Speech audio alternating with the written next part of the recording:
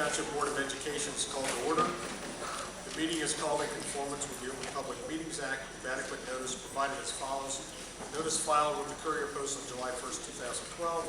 Notice filed with the Burlington County Times on July 2nd, 2012. Would you join me in a moment of silence, please?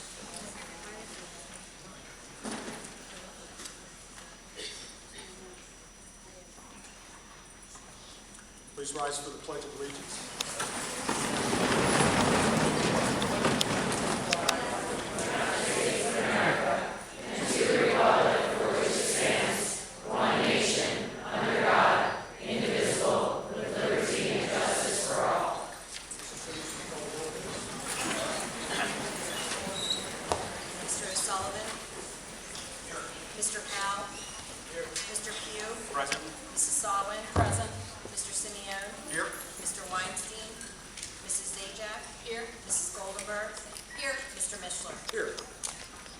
First order of business is approval of the minutes of the following meetings. April 16, 2013, executive session. April 16, 2013, first regular meeting. April 16, 2013, second regular meeting. May 8, 2013, the executive session and regular meeting. May 14th, executive session, special meeting, and special meeting. May 15th, 2013, first executive session, second executive session, and special meeting. Okay. Can I have such a motion? So second. And are there any comments or corrections on these minutes? All in favor? Aye. Aye. Opposed? Votes aye. And we'll move right to the recognition, which there are quite a few tonight, so that's a nice thing. Mr. Betts.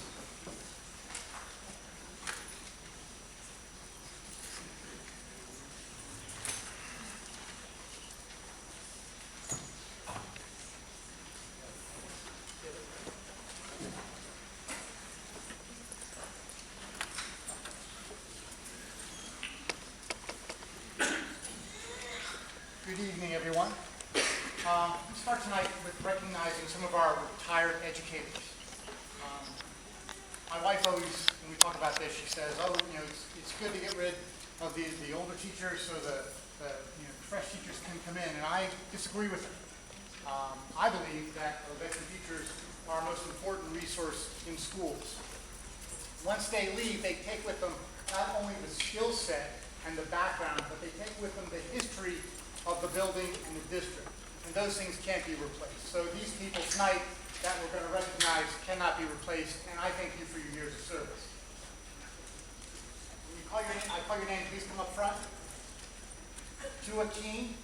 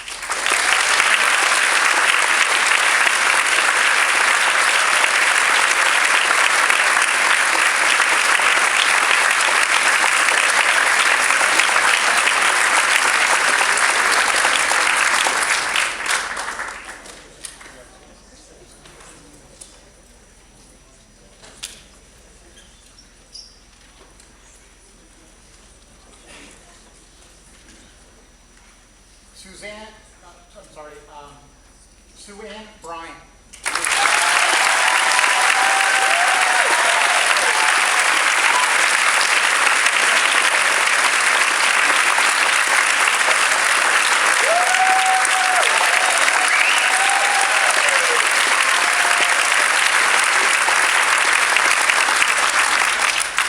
Sandra Richards.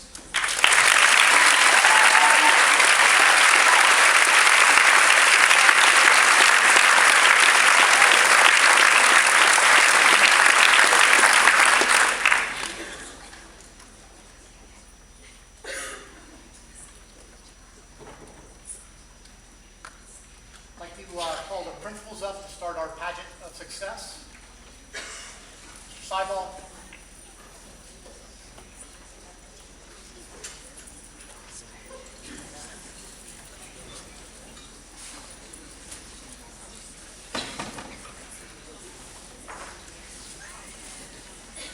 Tonight you'll see a number of different recognitions from a few different areas of success. And what I'd like to start out with is a special award that we give out each year, the Eisenhower Award, which is given out by the local chapter of West Point Academy. The West Point Society of New Jersey is an umbrella organization for over 1,100 West Point graduates in New Jersey. In the year 2000, the Society established the Dwight D. Eisenhower Leadership Award to be given to a high school junior that exhibits outstanding attributes of character, service, and leadership. The award is named after one of West Point's most famous graduates, who was a five-star general in World War II in command of the European Theater of Operations, and who later became the 34th President of the United States. The Eisenhower Award winner at Moorestown High School this year is a unique young student. She is intelligent, outgoing, and she has an extremely positive attitude. She values service to her community, and she has performed many hours of community service while in high school. Her demeanor and her attitude to work with people from all walks of life help her to be a strong leader. Next year, she will be captain of the swim team. It is my privilege to present the 2013 Eisenhower Award for Moorestown High School to Anna Rothenberg.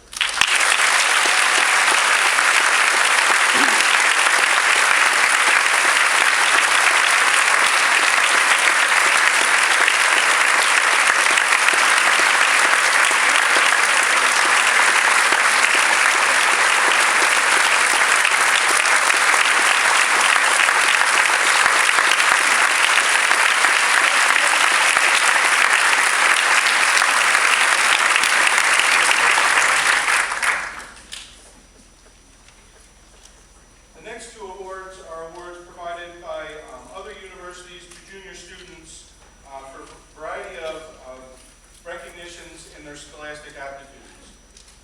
The first award, both of these awards, I have to apologize, are, as I understand it, still en route to us. But tonight I'll recognize the first, and I'll ask one of my teachers to recognize the second. The first award is the Rensselaer Medal, tonight presented to Jacqueline Fenn.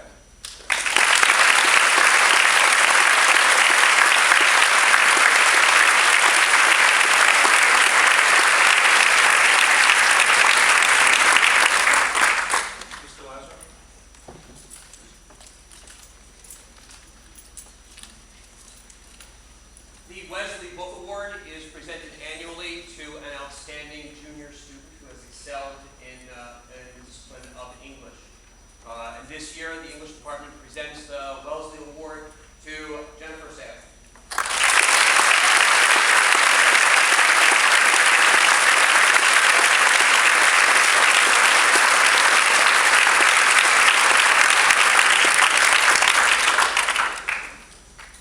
Annually, many of our students perform very well on the National Latin exam.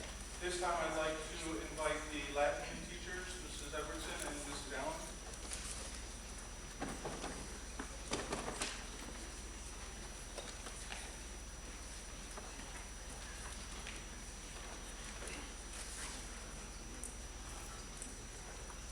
The National Latin exam is given across the country around the Ides of March each year. Though the Ides of March is the anniversary of Caesar's murder, fortunately the exam doesn't kill our students. In fact, Moorestown WAMS and MHS students performed very well on the exam. At MHS, students choose to take the National Latin exam. It's not mandatory. This year, a total of 133 students took the exam, and 80 out of the 113, an impressive 60%, earned awards for their performance on the exam. Out of the 80 awards, 27 students received a cum laude, 26 received magna cum laude, 15 received silver maxima cum laude awards, and 11 received gold summa cum laude awards. We Latin teachers have already handed out most of the awards in the class, but we would like to honor the students tonight who received gold medals and the other special awards. Students, when your name is read, please come forward. For Latin 1, we have Stephen Kapostas.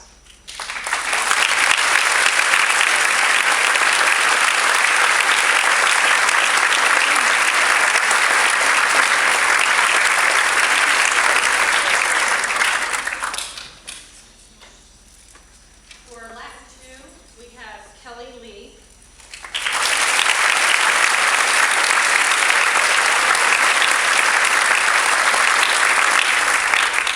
Jessica Fan.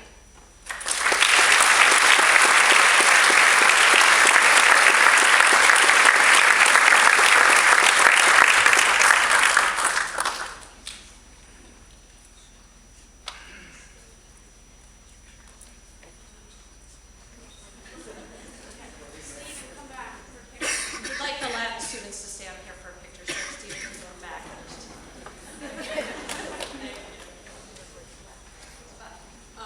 Kevin Calhoun.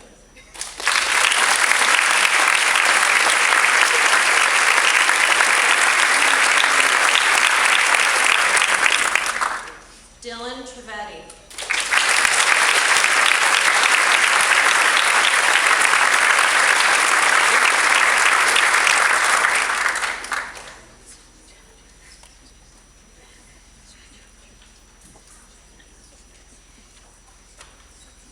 Rachel Napoliello.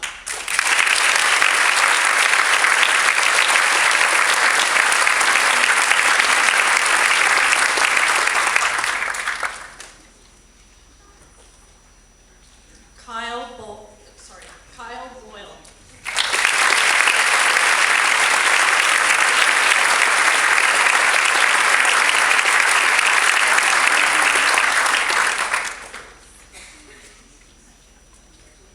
For Latin 3, Sailor Brisson.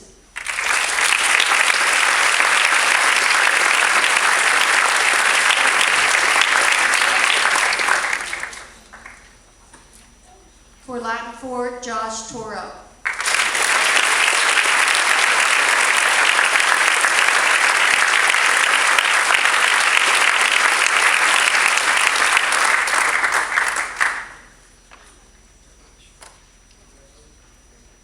For Latin 5, Eamon McDevitt.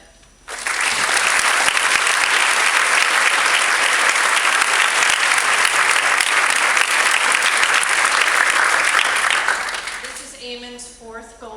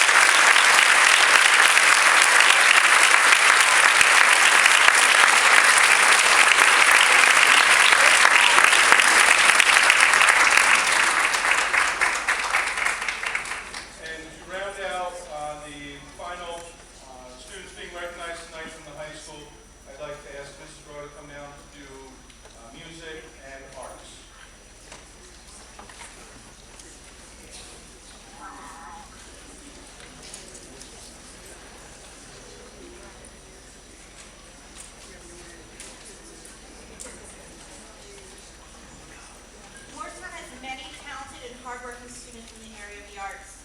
Tonight we are recognizing those who were selected to participate in the following honors ensembles and art exhibitions.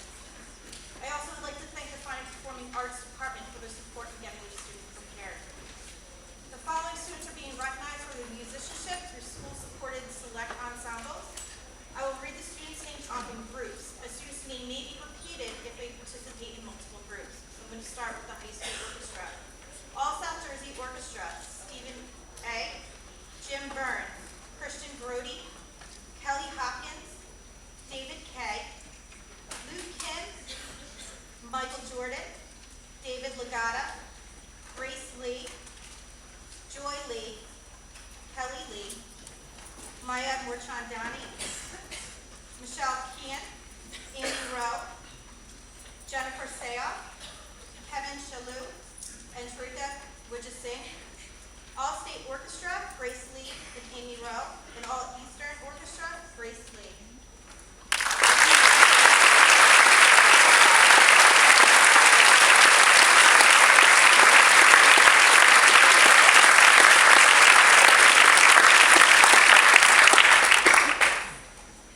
From our band, All South Jersey Wind Ensemble, Kira Eng.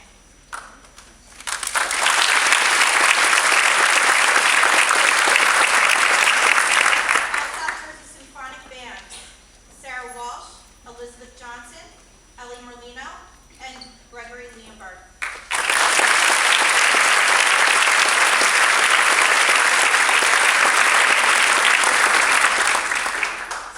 Western Burlington Honors Band, Julie Baum, Esther Cho, Abigail Clifford, Christopher Deanan, Ryan Deanan, Carrie Eng, Samuel Leeson, Grace Halby, Nicholas Hastings, Alexis Japka, Elizabeth Johnson, John Lally, Nathan Lee, Jeffrey Leonberg, John N. Liu, Devin LaRusso, John Matthews, Caitlin McBride, Magdalene Milnick, Jack Morgan, Eleanor Merlino, Harrison Morris, Nicholas Novak, Liam Parsons, Michelle Kean, Kyle Yulian, Andrew Boyack, Sarah Walsh, Danielle Warren, Sarah Walsh, and Don Williams.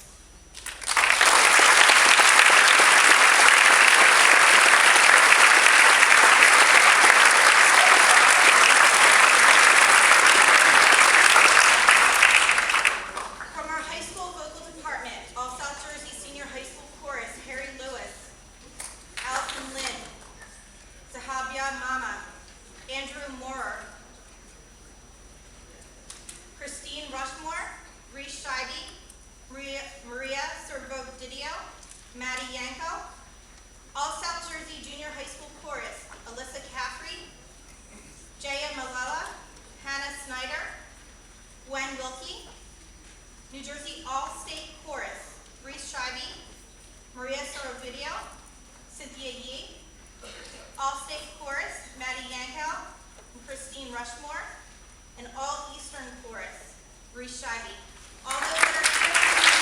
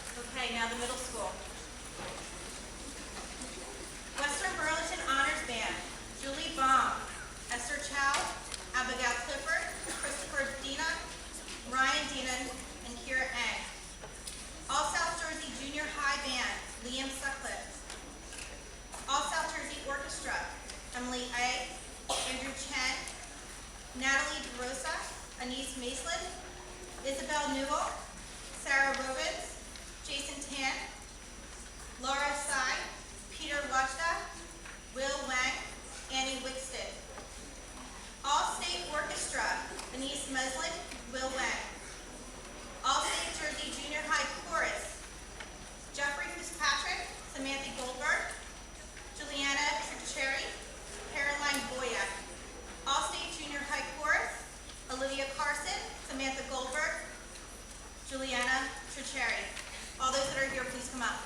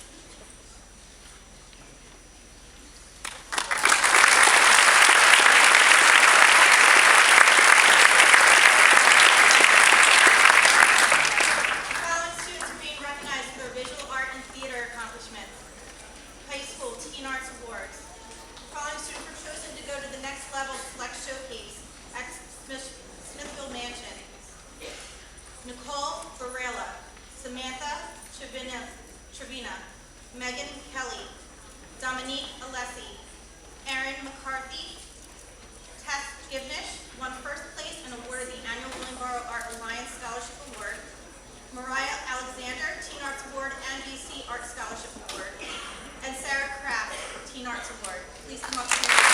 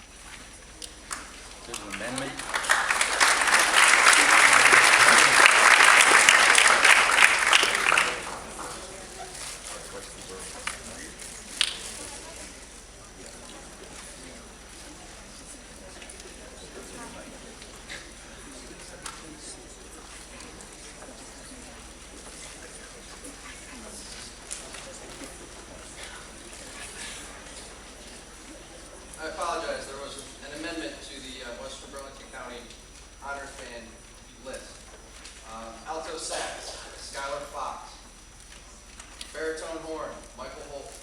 Flute, Kathy Chin. Baritone horn, Peter Thor. Oboe, Ann Lally. Oboe, Maddie Nova. And trumpet, Liam Sutcliffe.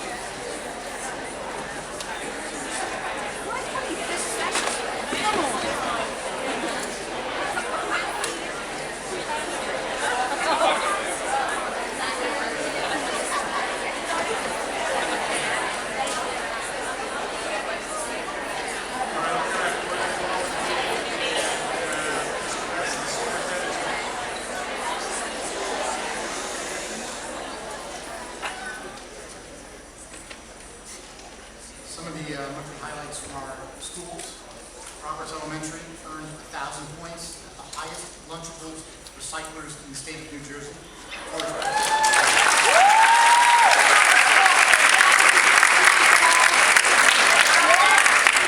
And it says here that Roberts Elementary has provided 3 sets of honeybees, 12 baby chicks, and 7 geese to families in underprivileged countries. It's terrific.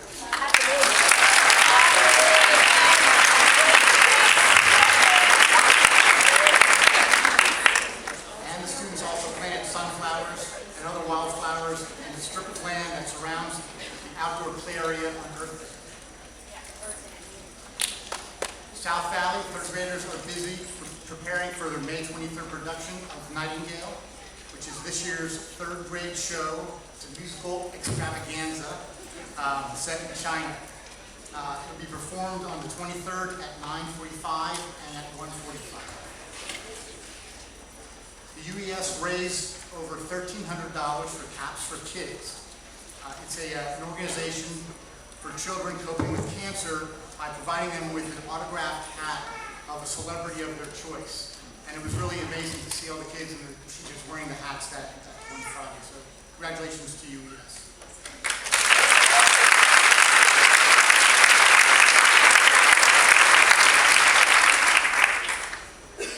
This past month I had a chance to attend the ministerial meeting, their monthly meeting. It's a meeting of all the religious heads in the town. It was held at one of the churches, the First Baptist Church, and it was attended by about 20 other individuals representing the many churches and also a Jewish community. So it was nice to attend there. They've asked me to speak to them in September. Officer Wright, everyone loves our SRO. He was part of the police unity ride this past year. I guess he said it was his 11th time he's doing that. Here, is that accurate?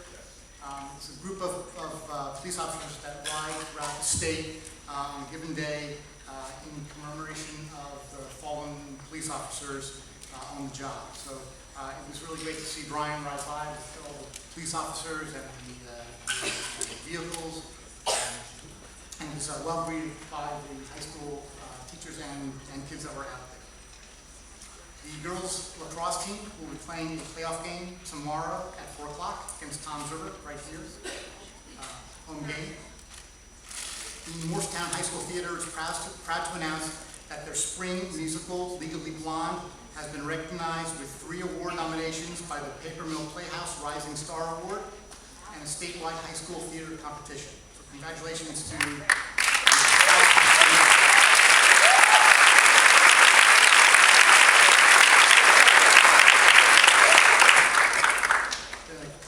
kudos to some of our staff members, Kim Martin and Teresa Tartaglia at WAMS for their yearbook.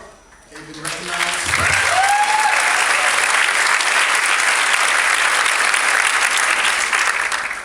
They have been recognized by Balfour Yearbooks with an honorable mention certificate of recognition for its outstanding contribution to scholastic journalism.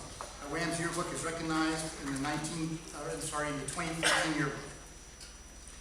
Kudos to Kim Warren. She was kind enough to invite me into her class. I had a chance to see the outreach program, the vocational program that she offers the students of the high school. Really a terrific program. So Kim and her staff in that class are commended for a job well done.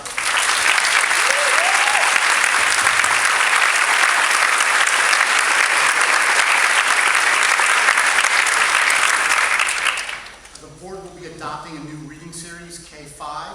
Kudos go out to all those teachers that piloted both the programs and to Supervisor Sutoski for heading this. It took many hours, many long conversations, but the staff at Baker Roberts, South Valley, and UES did a terrific job in choosing, I think, the right program for the kids of the district. So congratulations to all those teachers.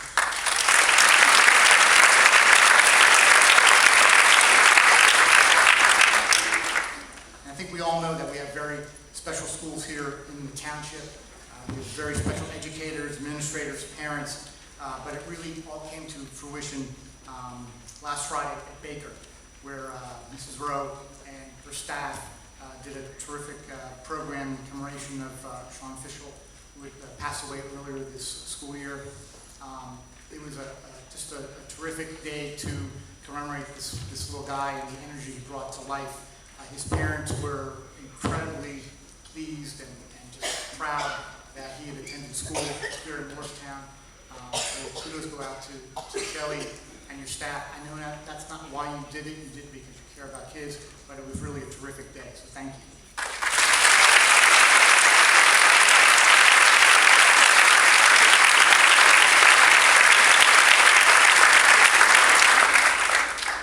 Board committee reports, Mr. O'Sullivan, the negotiations. Okay, thank you, Mr. Missler. Okay, the board's negotiating team has met several times with the MEA negotiating team over the past few months and traded proposals on contract language, salary, and health care. The board is engaged with the MEA in an open and honest exchange of ideas during these meetings. After we presented proposals at the meeting in April, the MEA stated that they were at impasse and they would be filing for mediation. As of May 2nd, the MEA filed for mediation unilaterally. Though the Board of Ed did not wish to file for mediation at that time, we will honor the mediation process and we stay committed to negotiating a fair and financially sustainable contract for the district. Thank you. Okay, any questions for Mr. O'Sullivan? Curriculum committee, Mr. Simeone. Thank you, Mr. Mishler. The curriculum committee has met twice since our last board meeting. Our first meeting was on April 19th. Mr. Weinstein attended as a visiting board member, and also in attendance was Mrs. Goldenberg, myself, Superintendent Betts, and Ms. Butler, our Director of Curriculum and Instruction. The committee covered the following agenda items. Mrs. Sue Tosti, our language arts supervisor, provided the committee with an update on the reading pilot program, which was then underway for grades K through 5. And I will share some additional comments, as did Superintendent Betts, in my upcoming comments about my May 10th meeting, which is my second set of comments. Mr. Keith, our principal at WAMS, presented 4 books to the committee that were under consideration for the One Book, One School program. And under that program, all members of the school read the same book and then use that as a team building exercise, as a unity exercise for the building. And they have selected that book after our meeting. We hope you like the book. Mrs. Butler presented the options for the spring professional development days for our staff, which this time centered on technology training and development. Thank you to Carol and to the presenters for putting together what looked to be a very strong set of professional development choices. And I'd like to thank our staff for their time in participating in these sessions, because I do know that at least 2 of those sessions were on Saturdays, so I appreciate the commitment of time, and the committee appreciates your commitment of time on a Saturday. Mrs. Butler then presented the committee with an initial look at which parts of our curriculum will need an update over the summer, and also which parts of our curriculum will need more significant revisions to keep it fresh and to keep it aligned with the evolving Common Core.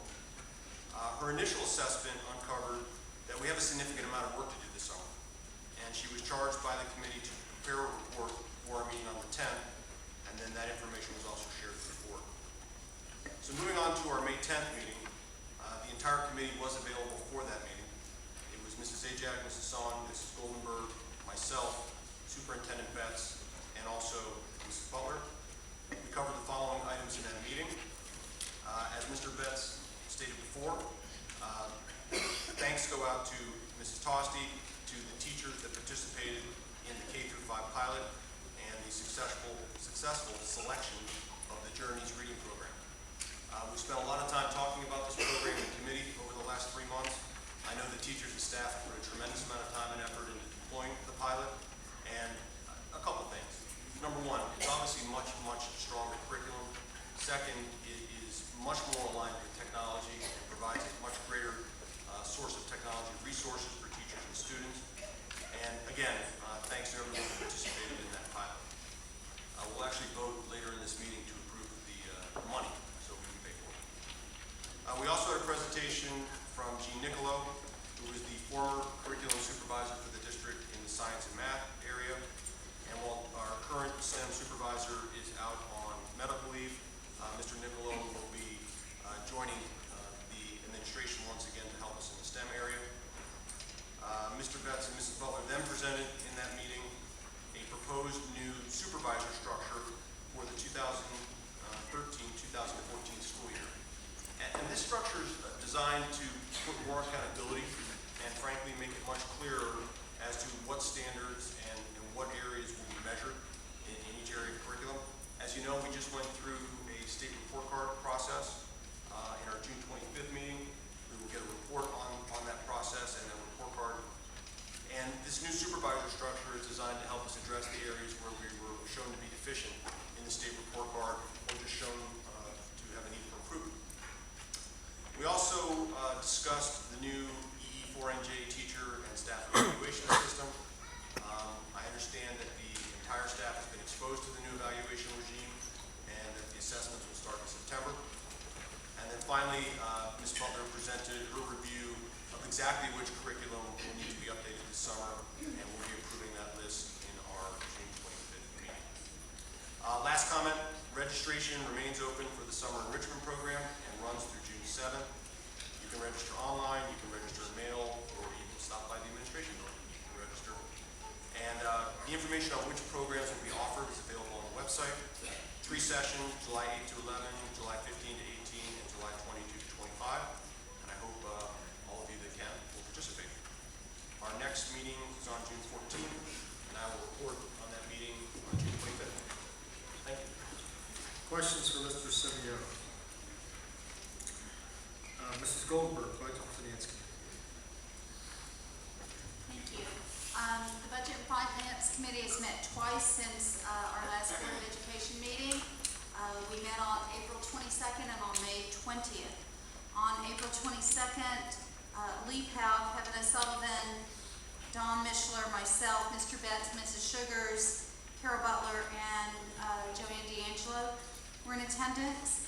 We discussed first we had a presentation from Mr. Matt Key about what would the wish about the WAMS Fitness Center, and we spoke about the conversion possibility from the current area to a fitness center and the cost that could be associated with that.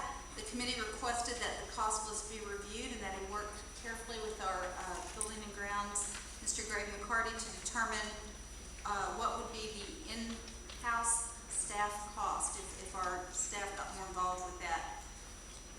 We had a discussion about janitorial bid results. The janitorial bid results were reviewed.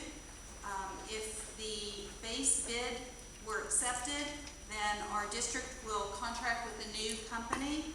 If the base bid alternate is accepted, the district will stay with our current provider.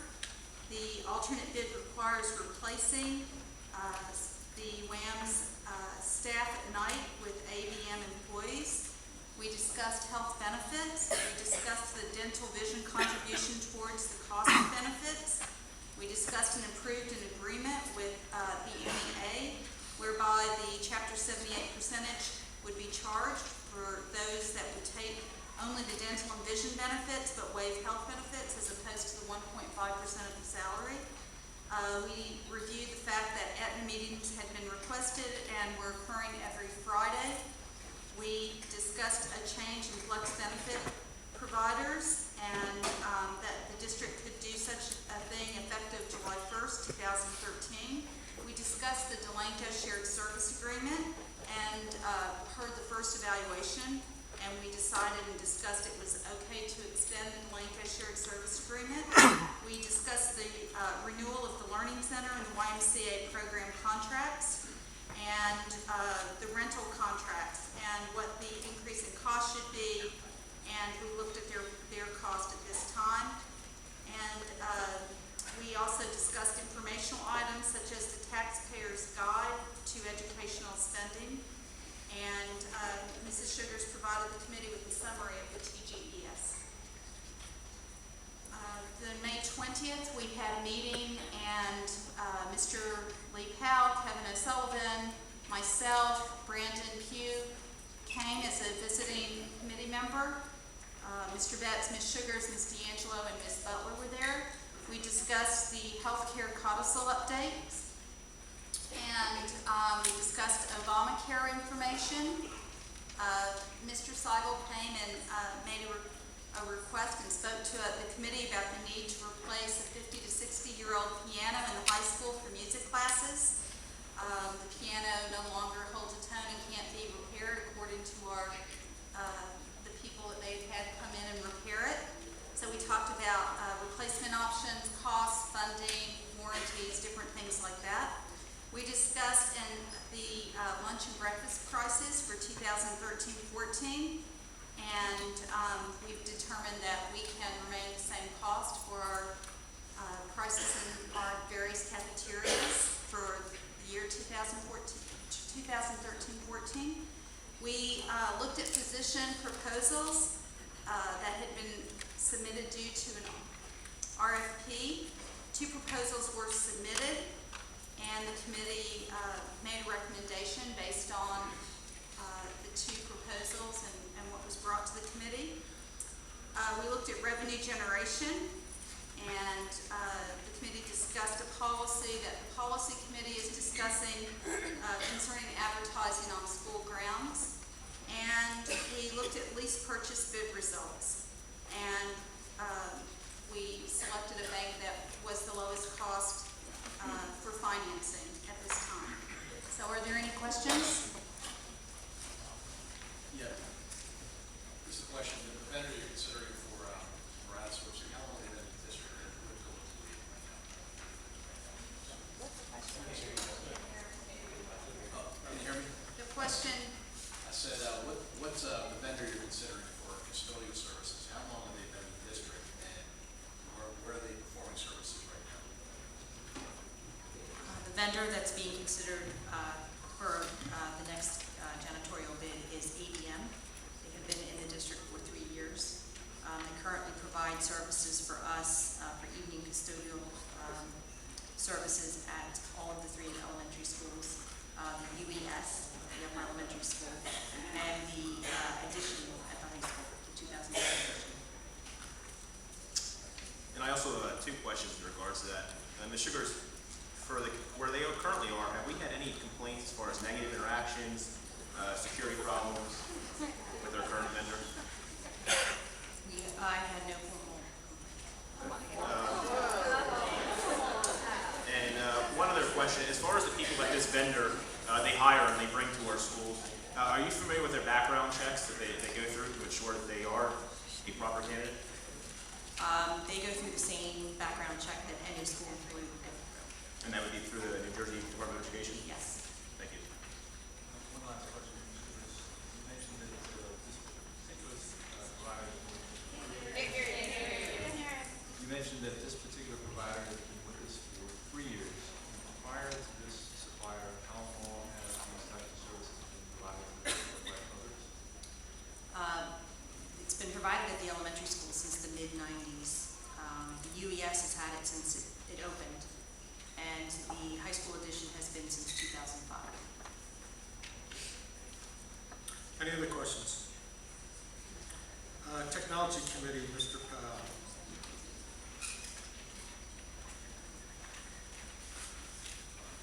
Okay, the technology meeting was originally scheduled to meet on May 15th. Due to scheduling conflicts, this has been moved to Thursday, May the 24th. I'll provide an update at the next regularly scheduled board meeting.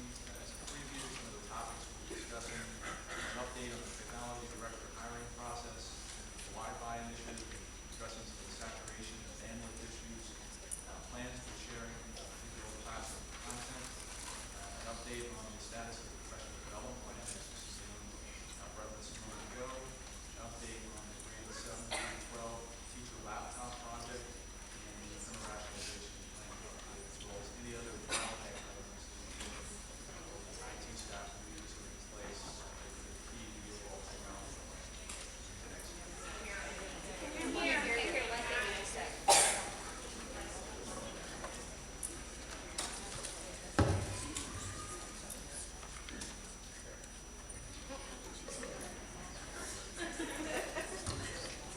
Is that any better? There we go. Sorry about that. See if I can get it right this time. So the technology committee meeting originally scheduled for May the 15th was moved due to a conflict to Thursday, May the 24th this week. I'll provide a full update at the next regularly scheduled board meeting. As a preview, some of the items on the agenda for this week include an update on the technology director hiring process, Wi-Fi coverage progress, including saturation and addressing some of the bandwidth issues, plans for sharing of digital classroom content in conjunction with the laptop project. We'll get an update on said laptop project for grades 7 through 12, which is addressing teacher needs and basically plug and play between classrooms. So any of those newly acquired laptops will be able to be deployed and used in any classroom as if it was in one. An update on the status of the professional development plan that Mr. Simeon referred to a moment ago, and an update on the printer rationalization plan, as well as any other items that, by the estimation of the IT staff or group, are potential blockers for any of the plans we have in place for technology in the next year. Any questions? No questions. We'll move on to the Board Advisory Committee reports. The first being Mr. Simeon and the Township Rec Advisory Committee. Thank you, Mr. Missler. Just a few quick comments on the last RAC meeting, Rec Advisory Committee. The first comment is the fee that we charge different groups is going up next year for facilities. So the Rec Advisory Committee wanted to understand where they fit in terms of the status of that, what the new cost would be, and if we would continue to do our utmost to provide our facilities at the most preferred rate, and we ensured that we would. We also discussed the creation of a facilities and equipment rental checklist. Somewhat unbelievably, they've never had a list that they go through every time they either rent a field or rent a piece of equipment in terms of insurance and other things. So we decided, well, let's try to develop a checklist that we would go through each and every time someone uses our facilities or uses our equipment. We discussed a new dog park, which I was not aware we were having in town. And it looks like the dog park will be located across from lacrosse fields in the land across from Lakes Flying Feather Farm, would be the County Corner property. And two Boy Scouts came to talk to us about the benches that they're going to build and the landscaping that they're going to provide as part of their Eagle Scout project. So that was pretty cool. What else might I add in? Yeah, if you've been around town, you'll notice there's some nice new lights in most of our fields, and we actually do have a second turf field. So the Rec Advisory Committee, we discussed lights and fields as well in our meeting. And that's my report. Thank you. Any questions for Mr. Simeon? Just one, but I think it might be for Sugars. You had mentioned that our rates are going up. Yes, at the end of this year. Is that correct? We've actually already gone up. How it affects rec directly is if they have to pay for overtime custodial usage. Those rates went up this year. Generally speaking, we try not to charge them when we can. They had a lot of Sunday usage this year, and that affected their rates for this year. The air conditioning was the other. Yeah, air conditioning was also was the other question. yes. Lynn, we use their field over on Church Street frequently. Do they charge us for that? They do not. Although I know there's been some talk of doing that. Okay. Mrs. Ajax. Thank you, Mr. Michelin. The speak meeting focused on a couple of areas. The first was communication and marketing with the goal of increasing inclusion and the sense of community. So there was much discussion around that, including recognition of different months. For example, currently April is recognized in the district with autism awareness, and there are other recognitions in other months, and so there was some discussion about expanding the recognition and activities around that recognition. There was also discussion about fundraising. There was discussion about how to reach parents so that they can sign up for information about speak and participation. And I guess I'll just pass this on to administration while we're here. So the question would be, is there an easy way, I'm not looking for an answer today, but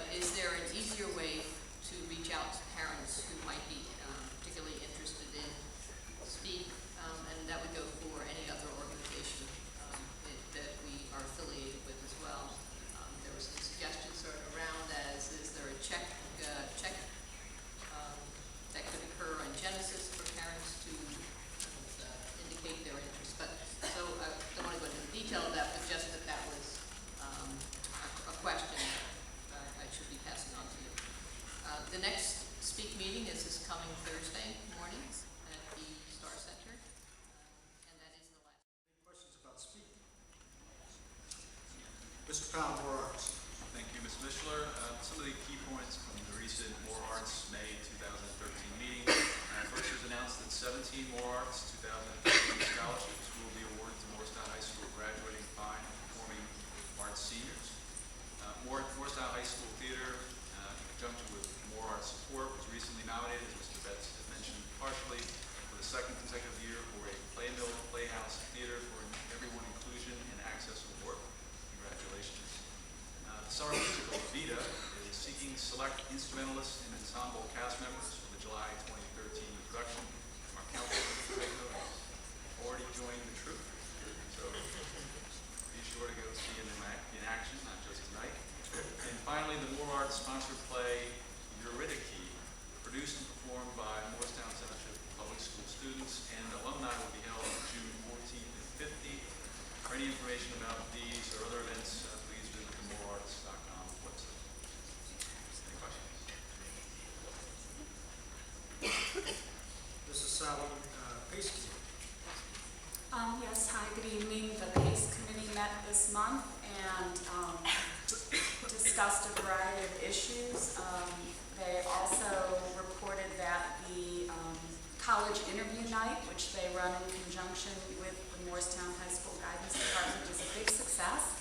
And for those of you that have juniors or sophomores in the audience, you should be sure to pay attention to when that comes up on the calendar in years to come, because it is an outstanding opportunity for your students to practice their interview skills, and we appreciate what PACE does and what the Guidance Department does to give that exposure to our students. They were able to increase the number of college representatives and alumni admissions representatives this year, and we're very fortunate that we have such an active group to help us with that. Also, on the robotics front, meetings and discussions are still ongoing there, and there seems to be a tremendous amount of interest.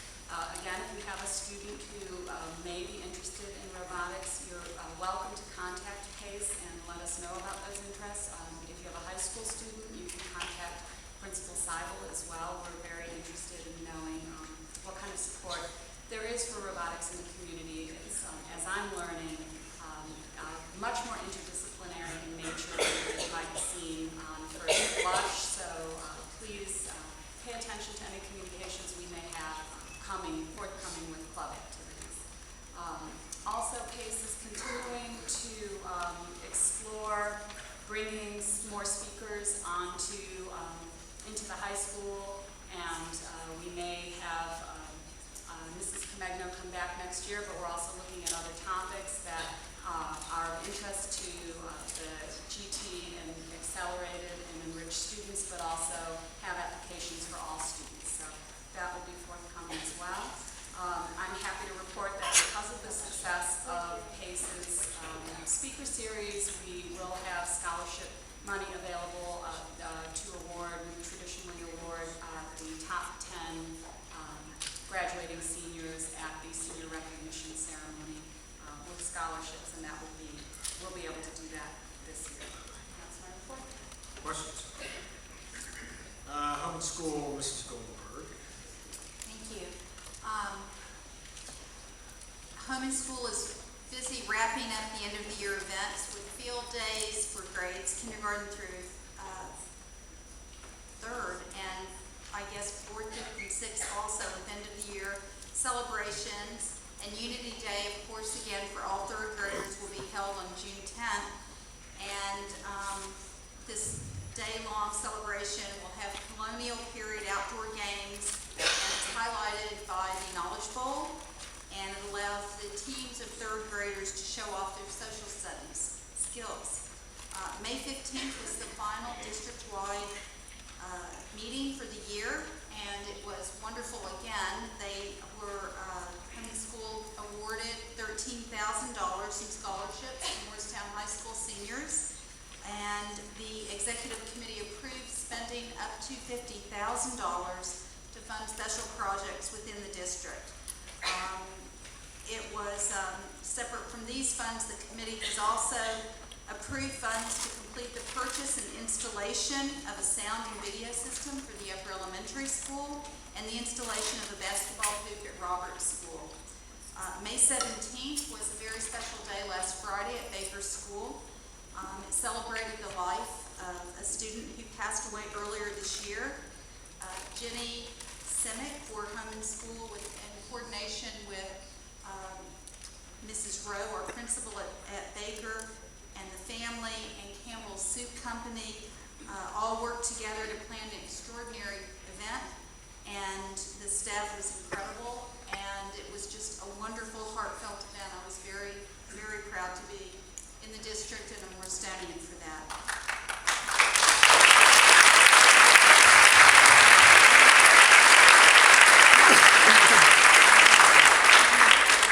In addition to that, the School Association of Baker, along with Campbell's Soup, has pledged to do a new playground equipment piece, which will be wonderful.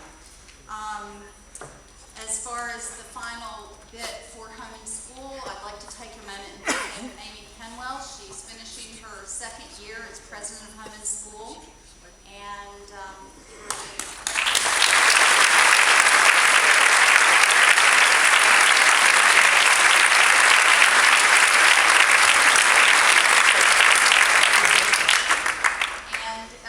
the slate has been made, and Ms. Lori Palco will be providing updates to the board for the next 2 years. And I see her standing over there as the Home and School president-elect.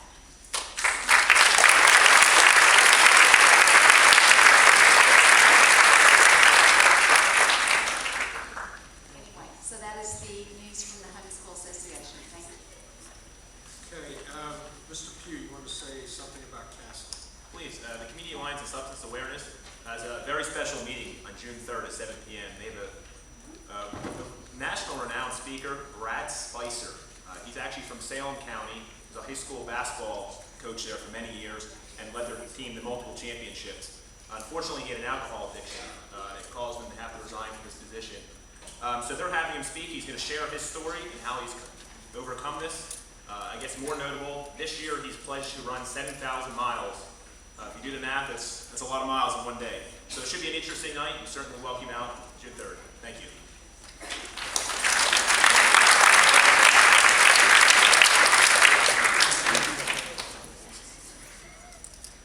Anything else? Yes, the Garden State Coalition of Schools. The Garden State Coalition of Schools is an advocacy group for districts that are similar to ours, and they meet once a month.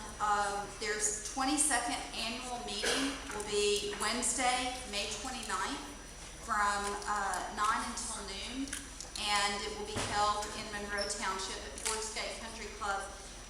The guests who will be participating in this are Assemblyman Anthony Bucco from the Republican District 25, the Assemblyman Louis Greenwald from District 6, Assemblyman Jassy from District 27, Assemblyman David Wolf from District 10, and the newspapers that will be there covering it are NJTV Michael Aaron, New Jersey Spotlight John Mooney, the Star Ledger Tom Moran, and from the Record Charlie Stahl, the political columnist.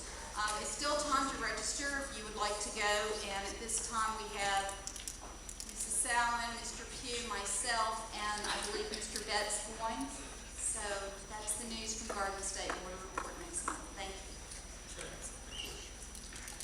First of all, thank you all for coming out this evening. I know you've been on your feet all day, and there are plenty of seats up here in front if you'd like to sit down.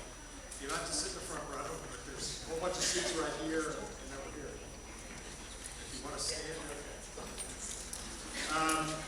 We're going to take public comment this evening for approximately 1 hour.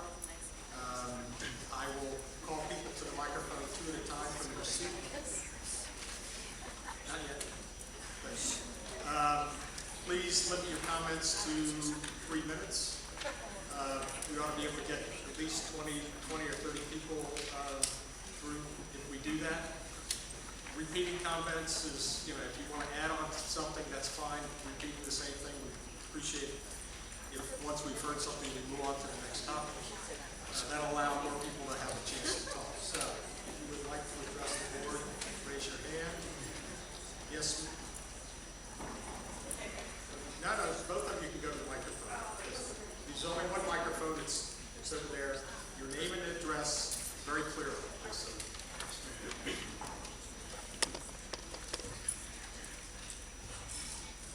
Hello, I'm Anna Marie Miller, 144 Ramblewood Road. I'm sorry, I can't hear you. Anna Marie Miller, 144 Ramblewood Road. Speak for yourself, that's my other half, Richmond. We came to say thank you. Thank you to everybody here on the board. I know you do a hard job here, make hard decisions. And we came into this district with our daughter as a freshman. Now she's a junior. Our oldest, we have an 8th grader leaving Wednesday, actually. But I needed to say a huge thank you this year because in her sophomore year last year, she had a spinal surgery to repair a really bad situation, and she did great. The district stepped up, helped us get through finishing her sophomore year. She left sophomore year in great shape. Came into junior year, hit the ground running.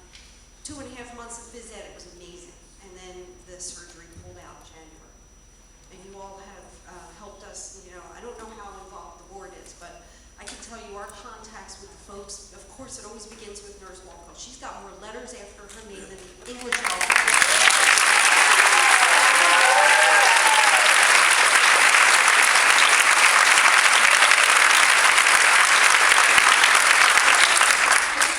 Today that the surgeon we're seeing now is going to redo what happened, and she'll have surgery at the end of June. So anybody who's into prayer, let's kiss that. But in this district, it isn't just the quality hamster wheel that you throw yourself into when you find yourself with a disabled child. You've got quality folks here, and I feel so honored. And I you know, we pushed through somehow with Mr. Williams hiding in the corner over there, the ability for my child to somehow get her SAT test taken. Now, I've been told this takes 4 months to get the College Board and everybody to go, okay, if she's headed for surgery in June, she will not be able to take her SATs in September at all in next year before applying for colleges. So it was, how do we do this with, she has to move every 20 minutes, she can't sit or stand long. So it was weird. What do you do? You know? These folks, these professionals here, beginning with advice from, you know, Nurse Walco, what do you do, how do you do this, and, you know, moving through the hamster wheel, right? We get her SAT test, HESPA testing, junior, she's a junior, the state HESPA testing hits her right when this back pulls out. Nurse Walco comes to my home, so this child can take this HESPA testing. I mean, it was one thing after another. I can't even tell you enough. We have teachers coming to our home. She's going to finish junior year successfully. Her, you know, her ability to concentrate with teachers coming home and helping her. We were hoping she'll be back to school in September, but there's just not enough thank you. And I hope that, you know, you all already know how special our district is and we protect our state.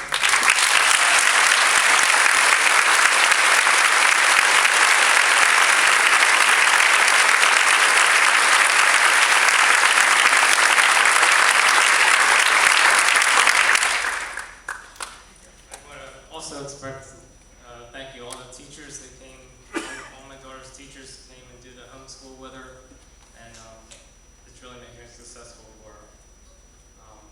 We came from a school district a couple years ago because we were seeing that the quality of education going downhill, and when we were looking, everybody said you should be looking at Moorestown, and that's why we're here. The one thing that I saw in our other school district that I see here that concerns me a little bit is I know with the tax increases we're allowed to get a certain increase before it has to go to the voters, and I thought back in March that's what we were doing, and then I found out recently that we took a lower increase. It concerns me because expenses keep going up and the state aid is kind of an unknown, and I just think it's a little short-sighted that, you know, for the increasing cost to be able to handle the benefits, the technology, supporting our people. And we saw that happen in the old school and they started outsourcing people. They made some questionable choices on the budgets. The budget that I've got from March 28th is not detailed enough for me to be able to, say anything positive or negative. I just want to express my concern over that. Thank you.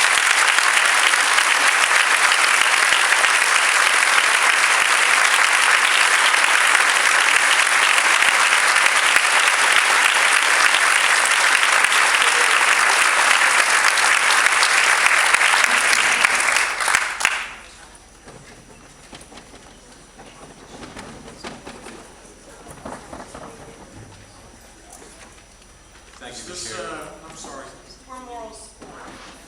Oh, okay. Thank you for sharing, Mr. and Mrs. Miller. My prayers are certainly with you. My name is George Snedden. I'm a special education teacher at the high school. I've been with the district for 12 years.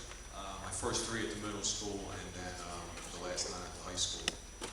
And last week I learned that the night custodians were going to be outsourced, and I felt compelled to come and speak in support of them, and just let you know what a good job I think that they're doing. I've been at the district for 12 years, and as a teacher and as a football coach. And when I was coaching football, I've had direct relations with some of these outsourced services at on the athletic fields. And I want to share a couple of stories with you that I've experienced in my last year of coaching football, as well as some of the experiences my wife had as a teacher at the middle school. My last year of coaching was the first year of outsourced services, and there were several occasions where we've gone out to the field and the fields were misaligned, not lined properly. There was one occasion where the field was set up for a soccer game, and we had to scramble to set it up for a football game moments before the game. And if you talk to other coaches, you would hear similar stories of some problems with the outsourcing, such as a field hockey coach coming to our field to play our team, and the fields were misaligned, and they chose not to play. They chose to go home instead of playing us because the field was not in playing condition. I've seen assistant coaches on the field with spray paint cans spraying the field, marking it so that it can be in playable condition. I've heard of soccer teams coming out to play soccer games with no net, and they had to scramble to get nets and put them on the field prior to the game so that they could play their game. I was at a lacrosse game a couple of weeks ago, and standing on the sideline talking to one of the other teachers, and one of the assistant coaches came off the field holding a metal spike that he found on the field prior to the game, was able to pull it out and bring it off the field. A couple of weeks later, at another game, that spike was replaced by this orange spike that had apparently been put in its place, nailed into the ground, I guess, to be used for a string line for lining the field, and it was there, and it was sticking out of the field about an inch. Through a lot of effort, the coaches came out and they were able to pull this out before it injured one of our players. So the level of pride and commitment that I'm seeing from some of these outsourced workers is not there, and I think it puts some of our players in jeopardy, and certainly doesn't show a level of commitment that has been seen by some of our in-staff workers. My wife is a teacher at the middle school, and she has a special relationship with her night custodian. She works with a special population of students, and she has to communicate with him on a daily basis in terms of things that need to be disinfected, specific cleaning rules, and certain health issues that some of the kids have. And I know that she communicates on a daily basis with him and has a very good relationship. And I think that this is very important to have with our night custodians, because that communication is essential.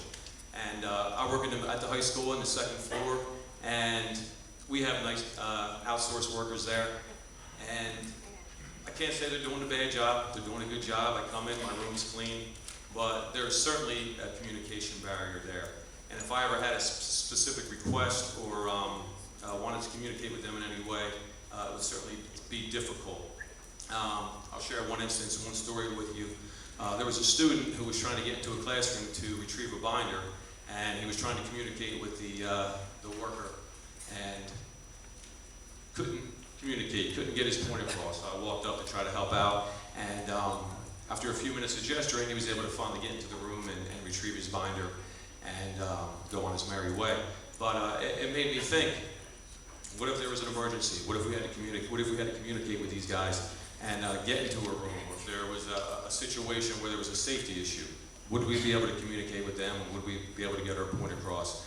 And the idea that we were replacing all of our workers at the middle school, all of our night custodians with outsourced workers, is a little bit concerning in this day and age of increased safety concerns and some of the things that have been going on in the news. So all I'm asking is that you reconsider this decision and think of other options instead of replacing these night custodians. And if they're replaced, who's next? Is it the paras that are going to be next? Apparently they're next on the chopping block. Is it the day custodians? Is it the secretaries? Because we've all worked together to build this school, build this excellence in this school. And as these services are continuing to be outsourced, those layers of excellence are gradually being stripped away. And I can't help but think that the school is going to suffer as a result. Thank you for your time.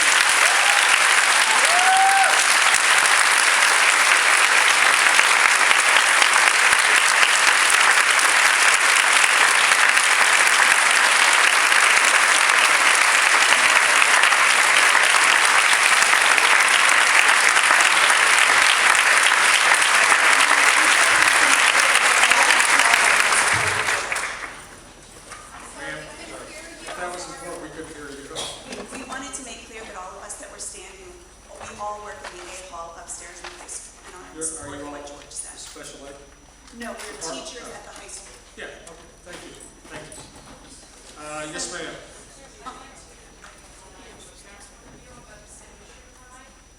Yes, come to the microphone. Is it possible that I add something to this? You said that, you made a comment that we haven't had any bad experiences with the subcontracted janitors. And I've school duted so many times. They don't clean right, they don't follow directions. You tell them,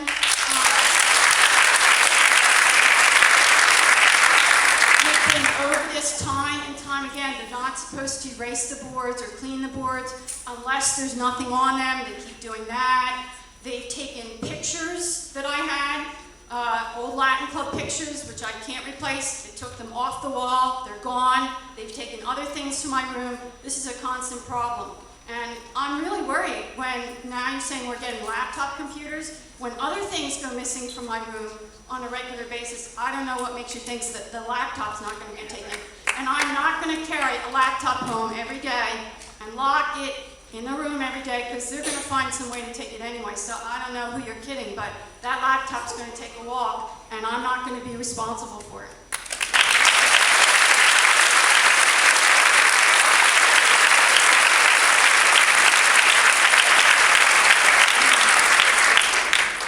Name and address, please. Hello, everyone. Shaw Center, 2 Navy Drive. I learned about this issue when I went to help out as a parent at the middle school Latin dinner on Friday, and I learned about it from the kids. And I think that it might be important for you guys to hear the kids' perspective, because what the kids were saying was that the evening custodial staff was going to be outsourced. And what was the people who were going to be coming were not going to be the people they see every day, who they know, who they have relationships with, who they trust, who they feel comfortable and safe around. But we're going to be, quote, random people who had not been through security checks and who would just be different people all the time. That may or may not be an accurate representation of what it will be. But some of the comments you've already heard suggest that the kids are actually identifying some issues that are going to be real. They're not going to know the staff. They may be different all the time. They may not be able to communicate with them. They're not going to recognize them. There's a lot of anxiety among the kids. There was kind of a fervor about this. There's a lot of anxiety about, are they going to be safe? Is it okay for them to stay for activities after school now? Now, of course, if the kids feel that anxiety, obviously the parents are concerned about those issues too. I know I am. And I'm also concerned that there's been absolutely no public disclosure about this and no public discussion.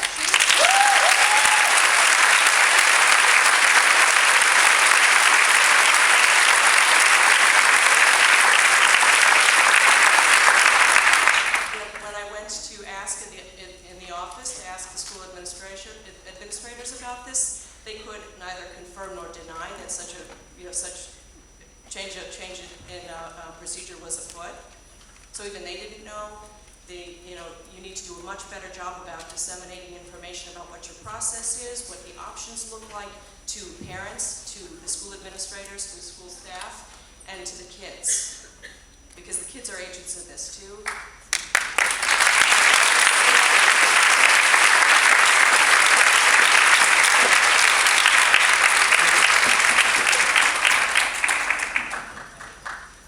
Anybody over here? Just a minute. I just want to make sure. Are you standing because you'd like to speak? Yeah. You're going to speak with her, or you're supporting her? Okay, well, come to the microphone. You two can, I'm sorry, the two of you can go next. Vicki Wolf, 27 Bramley Road. Thank you first for all your efforts on behalf of our I'm community. sorry, I can't hear it. Okay. Now everybody's coming up here. Vicki Wolf, Mrs. Wolf, wait a minute, please. Any paraprofessionals go up to Mrs. Wolf, please?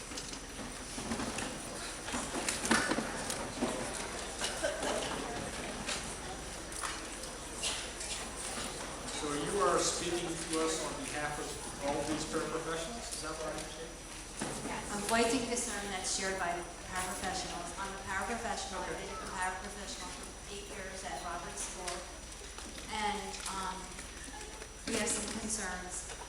Certainly what's happening or being proposed with the night staff is raising concerns that we have that started with the reduction and increase of the budget for this current year when the decision was made to reduce the increase by $800,000.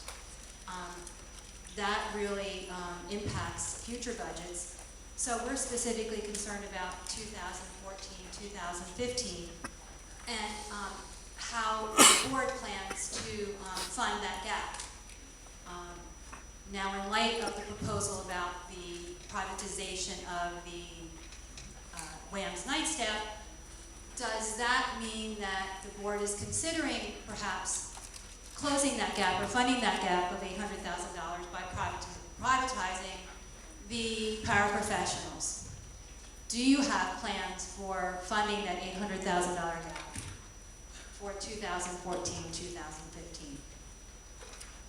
We haven't entertained the 2014-15 budget, so the answer is we do not have such plans at this time. I mean, there's a whole bunch of unknowns going into next year.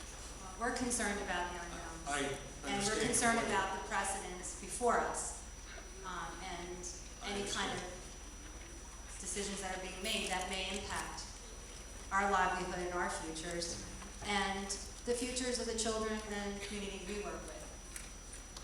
And We understand completely. thank you.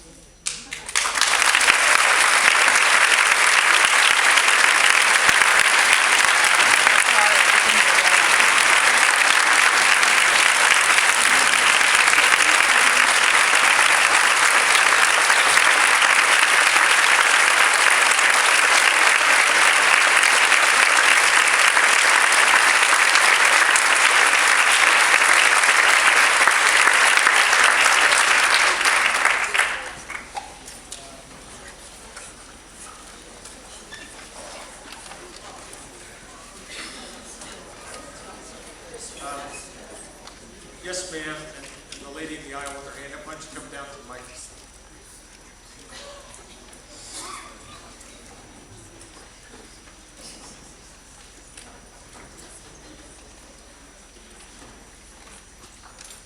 Good evening. My name is Marion Maury, and I am a 20-year employee of Moorestown High School as a secretary.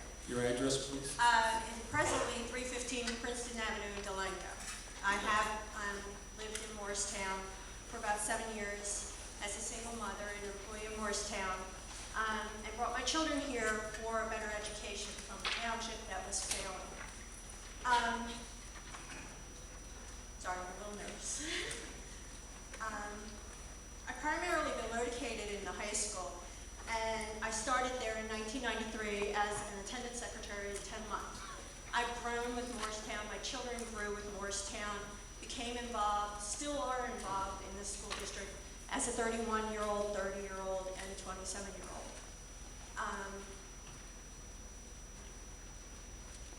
I regretted moving from the township I did live in, but I am glad that I did because I've seen what reaps in the benefits of giving your children the very best education. At that time, it was Moorestown, and I still feel it is. But I watch budgets, economic reasons, and our Board of Education's need to look at how they can work at lowering costs of education, but they're chipping away at the foundation that makes Moorestown great. It starts with custodians, chipping away at them, and then eventually paraprofessionals, outsourcing them, and then the support staff, which is secretaries, and then eventually we have people that don't care about Moorestown. We have people that are there for a paycheck and do not have anything vested in doing a great job, caring about the children, going up and beyond the call of duty, and being there well past the hours that is allotted to them to get the job done, just because they care. I took pride in when I said I worked for Moorestown. I still do. I just worry what all this chipping away will do at our foundation. Will it crumble it? I've seen over the years negotiations and what has happened with an impasse like we are at now. It has caused a rift. It has caused cracks in our foundation that take years for us to recover from. I'm fearful of more than just my job and anyone's job here. I'm fearful for the whole. This is my family. I grew up 20 years with these people. Some have come, some have gone, but the legacy remained. Moorestown is something to be proud of. We still get state accolades and federal accolades of our school being one of the top 10, 100, whatever the number be, but we are still standing strong. I don't want to see us falter. I don't want to see this just become another district like my grandson, where he is right now in Collingswood, where he doesn't even have a nurse on staff. There is no counselor on staff. There is no librarian because of budget cuts. Parents have become complacent that that's the best they can give. Is that the best we can give here at Moorestown? Can't we look at alternatives to keeping what we have strong, the legacy of Moorestown Township Public Schools? Thank you.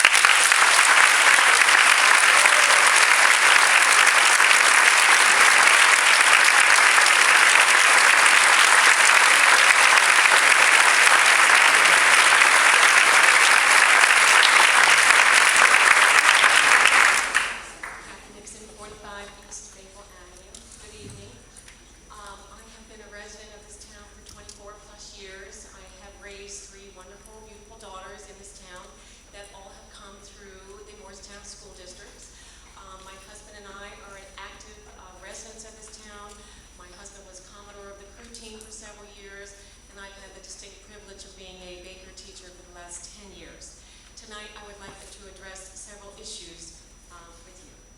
First, I would like to speak to the possible outsourcing of our paraprofessionals. I and many of the teachers in this district have had the privilege of working side by side with the most dedicated, educated paraprofessionals in South Jersey.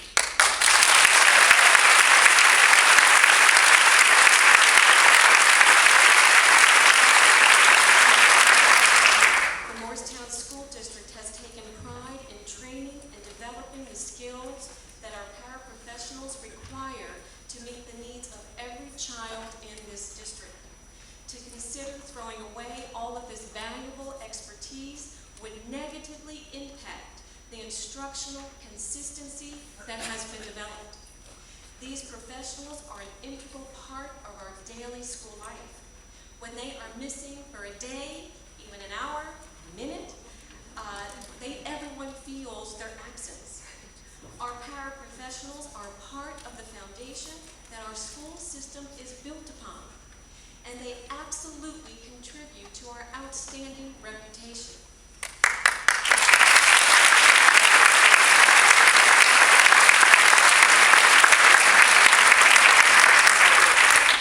They share the same values as us, they focus on student learning, and they collaborate, engage in reflective dialogue every day for this district. You will not be able to replace them. You will not be able to repair the damage that will occur if you decide to outsource them. Please take this off your current and future agendas. Next.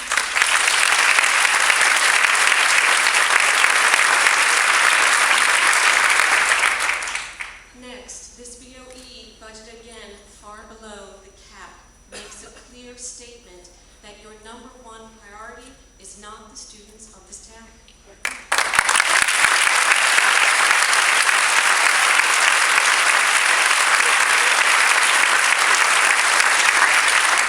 By budgeting below cap, this district will not be able to sustain the current level of programs or the current number of staff. Class sizes will surely increase due to staff downsizing. The loss of talented staff members will have a negative impact to everyone. High-achieving districts all around us, Haddonfield, Cherry Hill, Mount Laurel, and Medford, have budgets close to, at, or above cap. Medford is financially strapped, yet the Medford BOE never lost sight of their responsibility to the students in that district. They budgeted beyond cap, and the community came out to vote gladly to support their children and their teaching staff. It appears as if the actions of this board will cripple this district for years to come.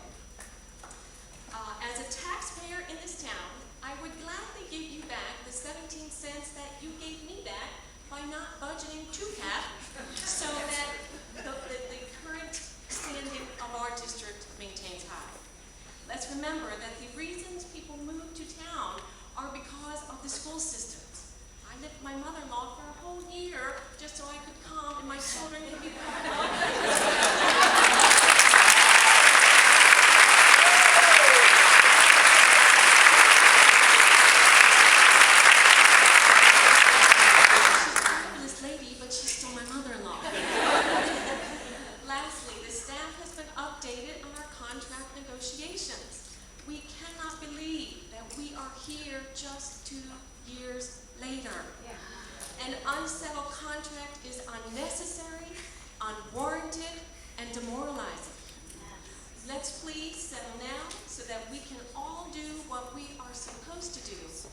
teach and serve the children.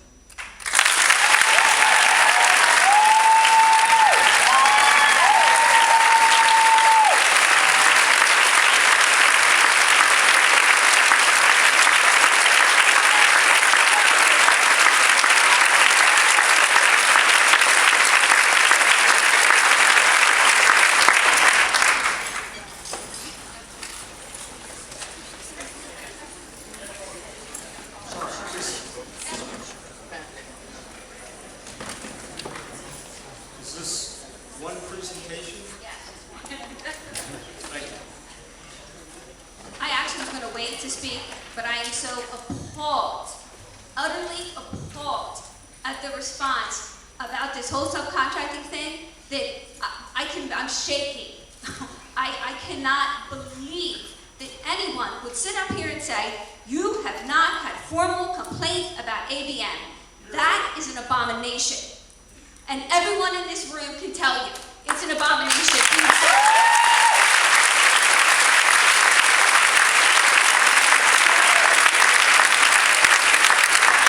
I'm going to let Heather give the list of the written documents. And do you know what? When you asked me Why do you grieve everything? This is why we grieve everything.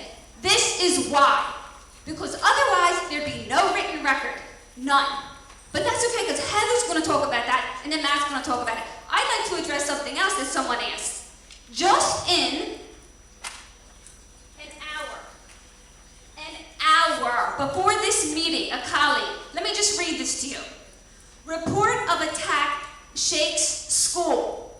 Senior high students were reeling Monday from the shock of reported on-campus rape of a 14-year-old freshman girl by a school custodian, ABM. Hundreds of janitors fired under pressure from feds, ABM.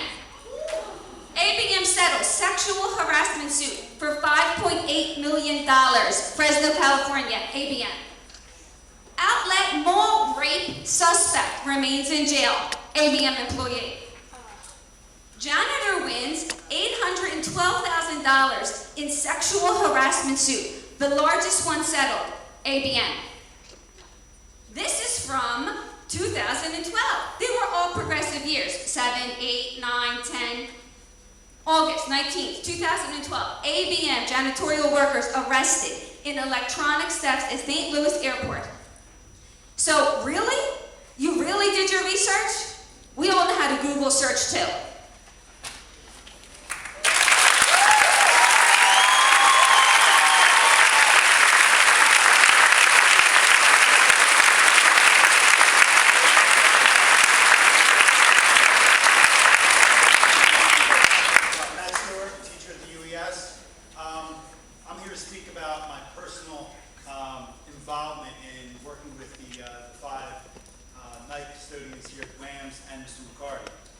In the spring of 2012, the Board of Ed requested a 441 meeting regarding all the grievances filed against Greg McCarty. The resolution that came from the meeting was that Greg and I, would have frequent meetings to establish open lines of communication. We did have regular meetings, and we also did walkthroughs of all the buildings because one of the major concerns with Greg was he was evaluating staff on work that he had never seen. I've done several walkthroughs at 6 a.m. at the high school and the middle school, and there were no issues brought to my attention that were not resolved immediately, which of course was the whole point of the walkthrough. There were very few issues, and ones that did come up were addressed ASAP with those staff members. Most of those were a lack of communication. The night crew received good evaluations and have worked hard all year. The buildings are clean. And I've done those walkthroughs and seen it for myself. I just wanted to be clear that Greg McCarty has not brought any issues to my attention that were not resolved so that the cleanliness of the building should not be an excuse to fire 5 custodians. Now, there was some concerns on my part brought to Greg McCarty. As we did the walkthroughs in some of the bathrooms here at WAMS, he walked through and said these were clean. And I asked him, well, how do you evaluate cleanliness in these bathrooms due to their condition? They were old, and all the appliances and infrastructure needs to be replaced. He admitted to that. He said they are clean and we're doing the best that we can. To make any modifications to the bathrooms, they would have to be gutted. Due to the fact that these are now grandfathered in, we can't touch them as they are. The roof leaks because it's a flat roof. The custodians replace the tiles every time it rains.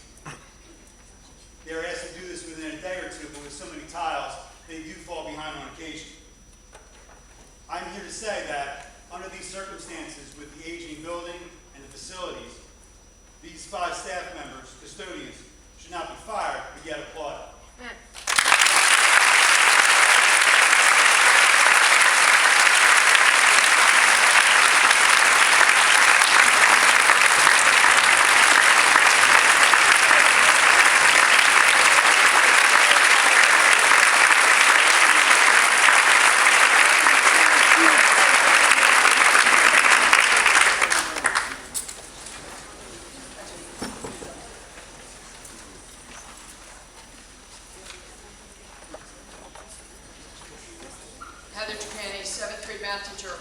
I'm here tonight in support of the fine men and women who support the children and community of Moorestown by working hard to keep our schools safe and Their jobs are being threatened by this board. Tonight I'm here on behalf of the WAM staff and the Moorestown Education Association to save the jobs of those men and women that you see right up there. They work in our school. They have an important role in the school and in the community. They provide a safe and clean environment for students, staff, and the entire community that uses this building. There are many occasions for staff and students to be in the schools well after the last bell has rung. District staff provide a safety net. They are our colleagues and the adults in the school lives of our students. There is a long list of activities that will be jeopardized due to a lack of security in this building after administration has gone home. If the staff cannot count on familiar colleagues to assist with the many needs that after-school activities require, then many activities may not take place. Most of the board members sitting here know the kinds of after-hour programs at WAMS because your kids have participated in them. The men and women who work with the Board of Education bring to the district skills that benefit the district. They save the district lots of money by keeping our buildings clean and well-serviced. We're able to handle many situations on our own, beyond their checklist of things that they're supposed to do each day, that save the district the cost of bringing in outside contractors. Subcontracted custodians will not perform beyond their contracted services. They won't have the skills to do that, and if they do, you will pay them more for the work that's not going to be done correctly or in a timely manner. Is this what you really want for our schools? The current board-employed custodians know our kids. They have relationships with them. The kids know their names. They go to them. They trust them. They feel safe. They know the staff. We have a relationship with them. When a teacher stays beyond the school day to work with students or to prepare for class or extracurricular activities, there is a comfort knowing that he or she is not alone in the building with strangers. When we stay in school, we are among our colleagues and not strangers who could change on a daily basis. When our students stay in school, they are among professionals and not strangers who could change on a daily basis.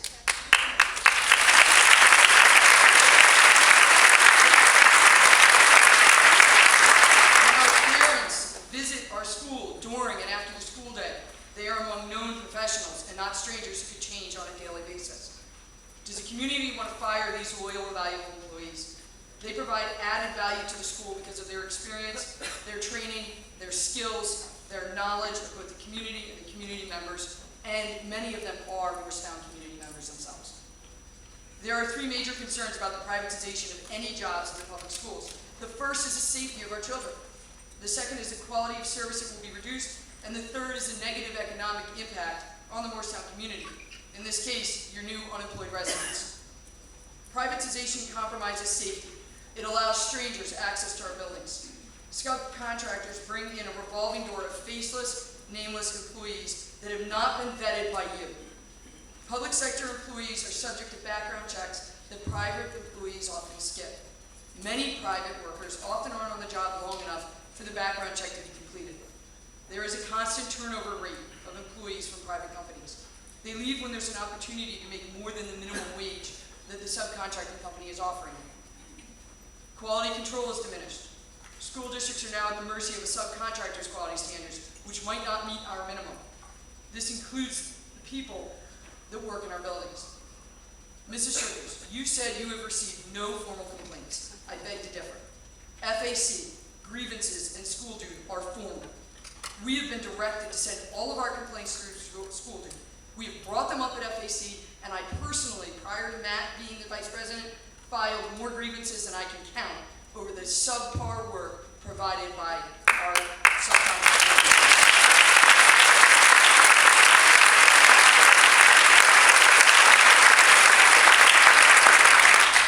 The least of them is dirty rooms, stolen items, not being able to communicate, bleach containers that say not suitable for children being left on desks in elementary classrooms.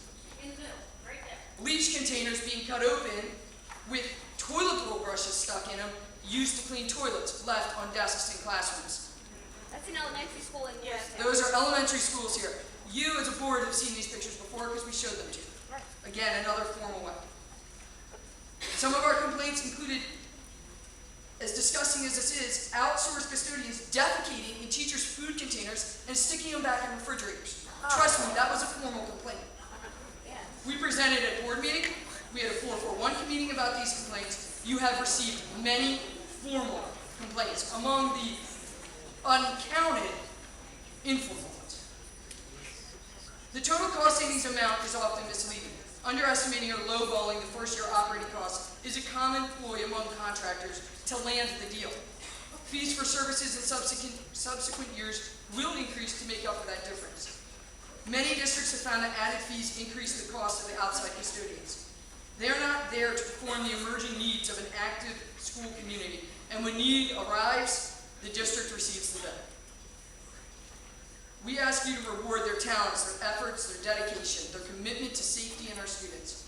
The members of the Moorestown Education Association request that you commit to maintaining the jobs of our custodians and maintenance employees as employees of the Board of Education. Discontinue this failing experiment in subcontracting that is already hurting students and staff. Families and communities of Moorestown, put safety and quality first. We would actually like you to get rid of all subcontracting. But at the very least, don't continue that.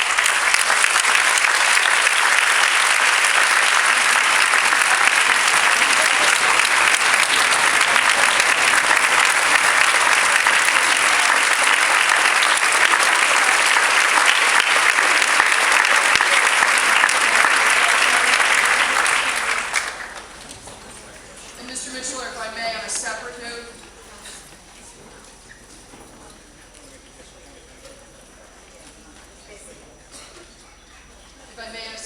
respond to the negotiations. The MBA did file for mediation. Mr. O'Sullivan gave his negotiations report. The MBA did file for mediation when it became clear that the board was moving us farther apart, not closer together. We had 2 meetings scheduled in May, and we made it clear that we remain committed to continuing to meet with the board to negotiate while waiting for mediation to begin. Everybody in this room knows that mediation is a slow process. The board canceled both May meetings and has chosen to not continue negotiating. Our goal has been to settle our new contract before September 1st, to start the school year with the contract.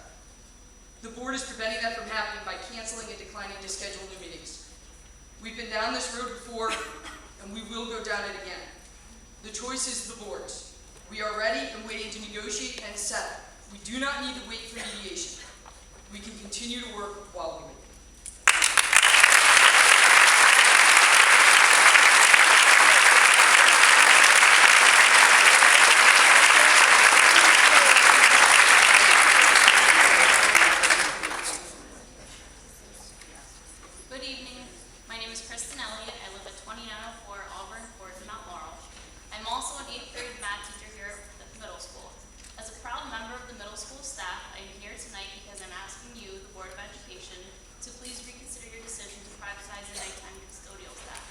Such a decision will not only compromise the quality of the work that is now done by our own outstanding nighttime custodians, but it will also compromise the safety of the building. First and foremost, I feel that privatizing custodial staff will pose a threat to the safety and security of the building. Right now, the nighttime custodians of the middle school work to ensure safety of the building after hours. They help to provide protection for the students and the staff that are in the building after most people have gone home. Because they are at school every day, they know the difference between people that are allowed inside the building and those that are not. Since I've started working for the district, which is about 6 years ago, there have been many nights that I've stayed at school late into the evening to finish work that couldn't necessarily be done at home. I have not ever felt unsafe because I have known and trusted the custodians that have still been in the building. I cannot say that I will ever feel the same sense of security if the custodial work is outsourced. If your decision goes through, I will not feel comfortable enough to stay after school with the custodians that I don't know and possibly having communication difficulties. In addition, the nighttime custodians that work at the middle school now do a wonderful job with each of the tasks they are required to complete. The custodian in my hallway, Donna, cleans my room spotless every day. She wipes my chalkboards clean, but she doesn't just wipe the entire chalkboard. She knows to leave my daily homework assignments up on the board, but to clean them off on Fridays after the week is through. She knows that each afternoon my student's desk could be in any particular setup, depending on what lessons have been taught that day, but she still manages to clean every last bit of eraser off my floors. I usually joke with her that she shouldn't work as hard as she does, but Donna and all the other members of the nighttime custodial staff provide quality services, whether they are cleaning classrooms, hallways, and offices, or setting up for and breaking down after events.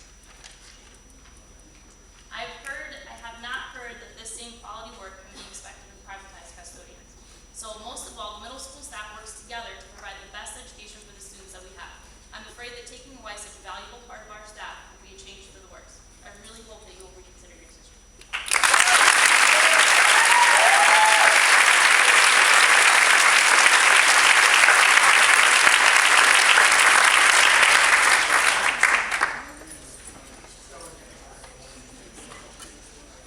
Hi, my name is Tina Scholler.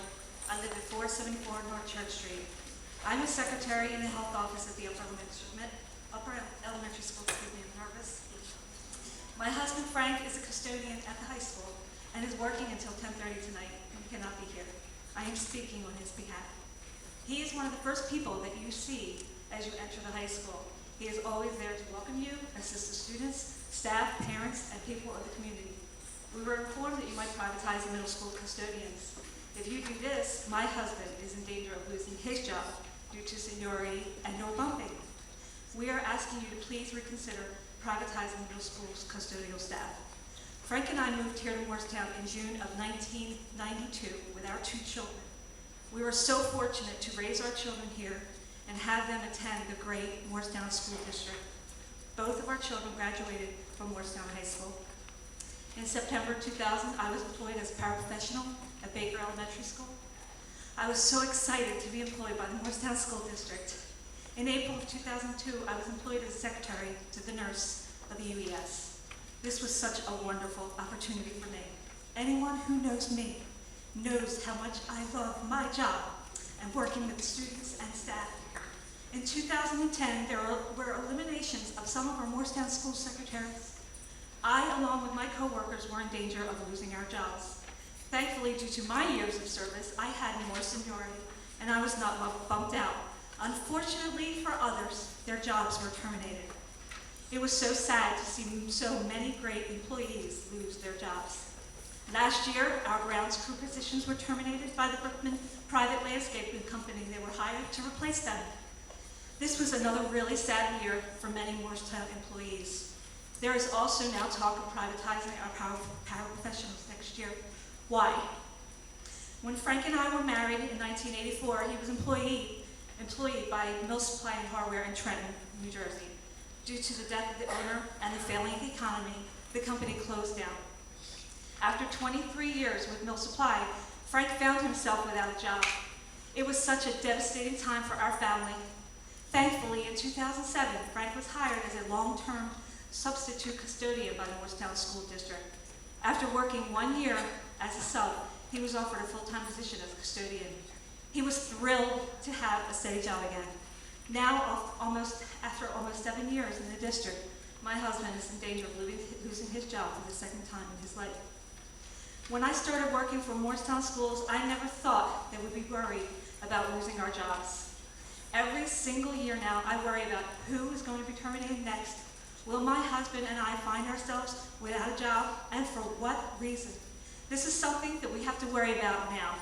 When will this stop? When do you say enough is enough?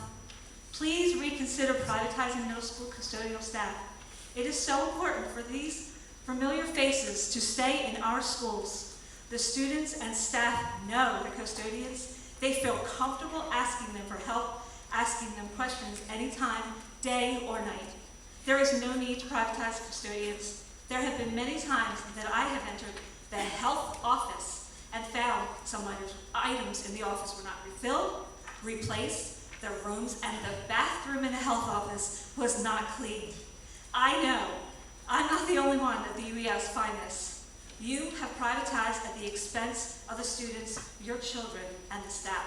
The quality of work has not been the same. Please stop privatizing and terminating jobs in the Moorestown School District. It needs to stop now. Thank you very much for your attention and consideration.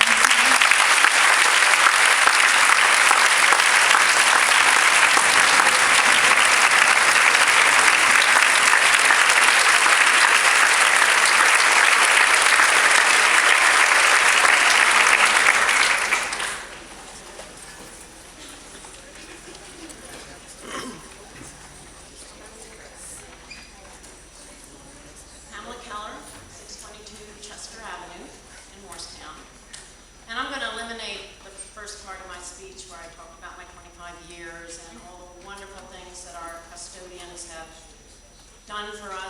continue to do for us, and how if you outsource them, you are jeopardizing. Essentially, you have outsourced your control of who is in our building. And frankly, I've checked being mugged off my bucket list. But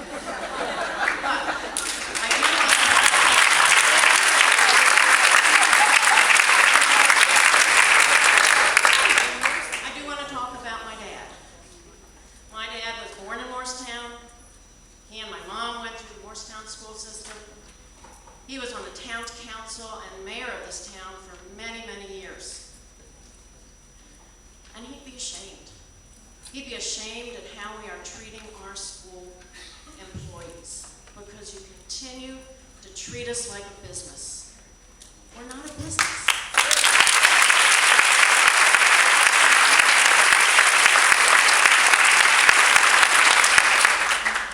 I read an article once, and it compared businesses, running a business with running a school. And one of the analogies that it gave was that if you had a business that sold ice cream, and your top selling ice cream was blueberries, and you got a bad batch of blueberries, what would you do with them? You'd throw them out. Well, we can't do that. It is our responsibility to take every blueberry that comes to us. It is our responsibility to keep every blueberry safe. It is our responsibility to teach every blueberry to be the best blueberry that it can possibly be.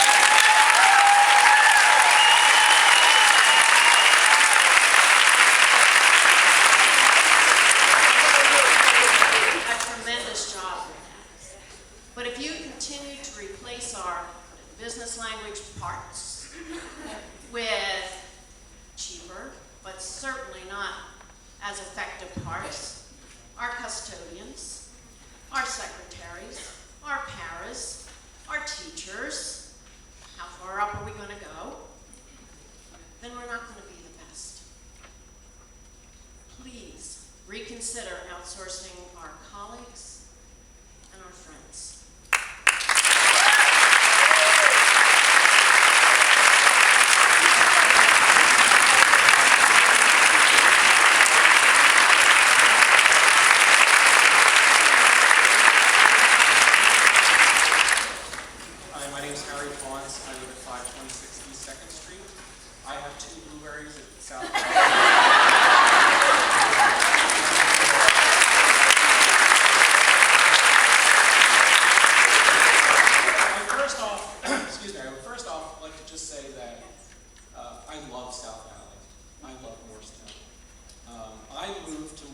Specifically for the schools.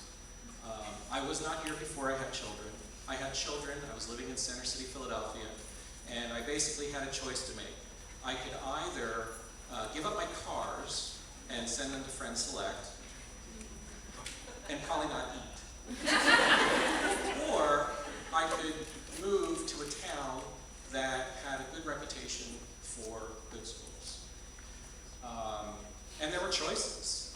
I was in Philadelphia. I could have gone out to some of the suburbs of Philadelphia, and certainly over here in New Jersey there are a couple of good choices.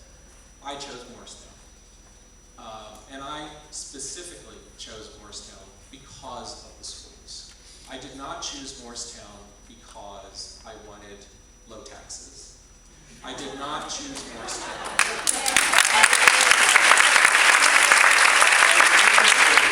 in being even further congested than I'm feeling now. I really specifically chose Moorestown for the schools. And as a parent, and seeing this support of the teachers, I can see that they really care about their jobs. They really care about these blueberries. In fact, when I came in, I mistakenly thought these were South Valley Spirit Assembly red shirts.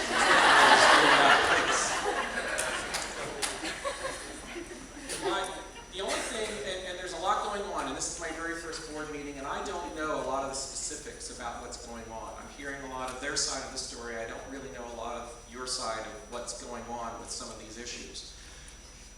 But I know for myself and my children, I want them to get a good education, and I want them to feel safe. I don't care too much about some of the fine minutiae of how things are done. I shouldn't care. I expect everybody in this room to take care of those things for me.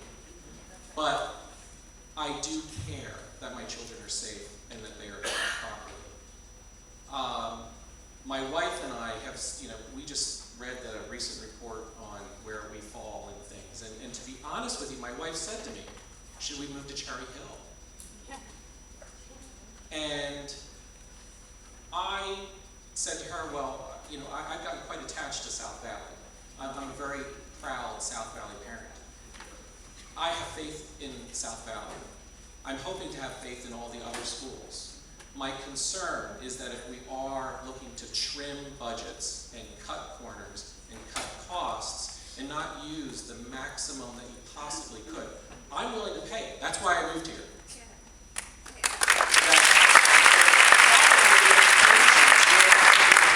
If it does falter, I'll be honest with you, my wife might win that argument of, let's move to Cherry Hill, let's move to Haddonfield, let's move up to, I have friends in North Jersey. We both have positions that we can be easily transplanted. I don't want to do that, and I don't think other parents want to do that either.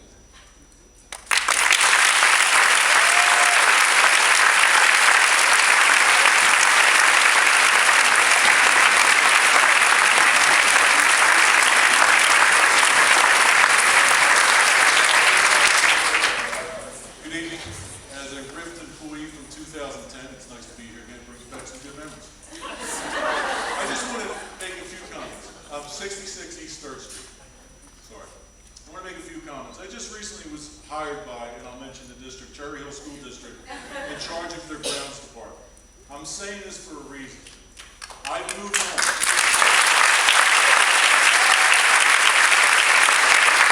I'm not saying that for the applause. I'm saying it for a reason. During my interview, the building ground supervisor was there, including a retired building ground supervisor that they brought in to help reestablish Cherry Hill School District and their maintenance and custodial staff because they were privatized many years ago. And during that interview, I was asked, would I ever return back to Moorestown Board? I first said, no, I've moved on. It's time for me to move on. One of the reasons I say this, during that interview, we talked about me being RIFT. The building ground supervisor who retired from Beecham School District sat there and said, custodial and maintenance and grounds department in any school district should never be privatized. He says there's two areas, and you probably already privatized most of them. And your food is one of them. Now I just want to say this because I think you're starting to see what your privatization has done to your fields. You've had examples, because I can guarantee when we were here, that wouldn't have been. You would never had a team walk off the field because it was not ready.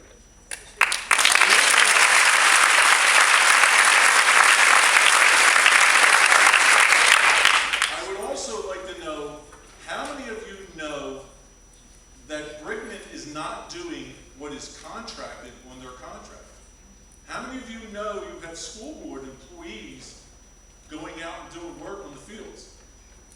Doing deliveries, because Greg doesn't want you to know that Brickman's not doing this.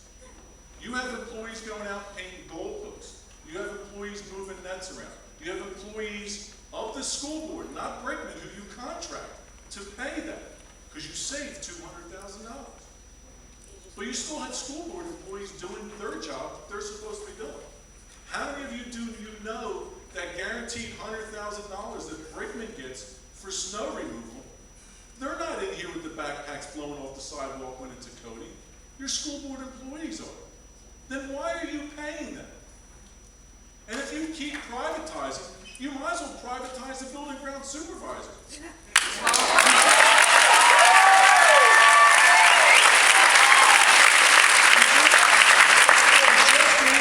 $15,000 raise because he wanted to go to Cherry Hill. If he keeps privatizing, who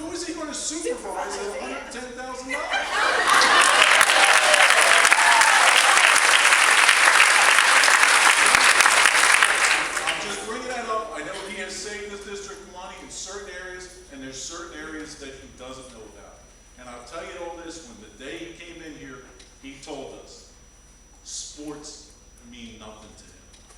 So remember when your fields, in the conditions they're in, when the lawyers start coming out, because now the new thing is compaction tests on all your fields. You're now going to have to start doing compaction tests and make sure your fields aren't rock hard, like Wharton Landing Road. I mean, yeah, Ridgeboro Road fields are. Work's not being done. It's being covered up. It's being done by school board employees. And you're still paying Brickman the money they want. The 2-year contract is up. I don't know if you're renegotiating with them for the next one. You sold all the equipment from the school board. It's going to come back and bite. Thank you.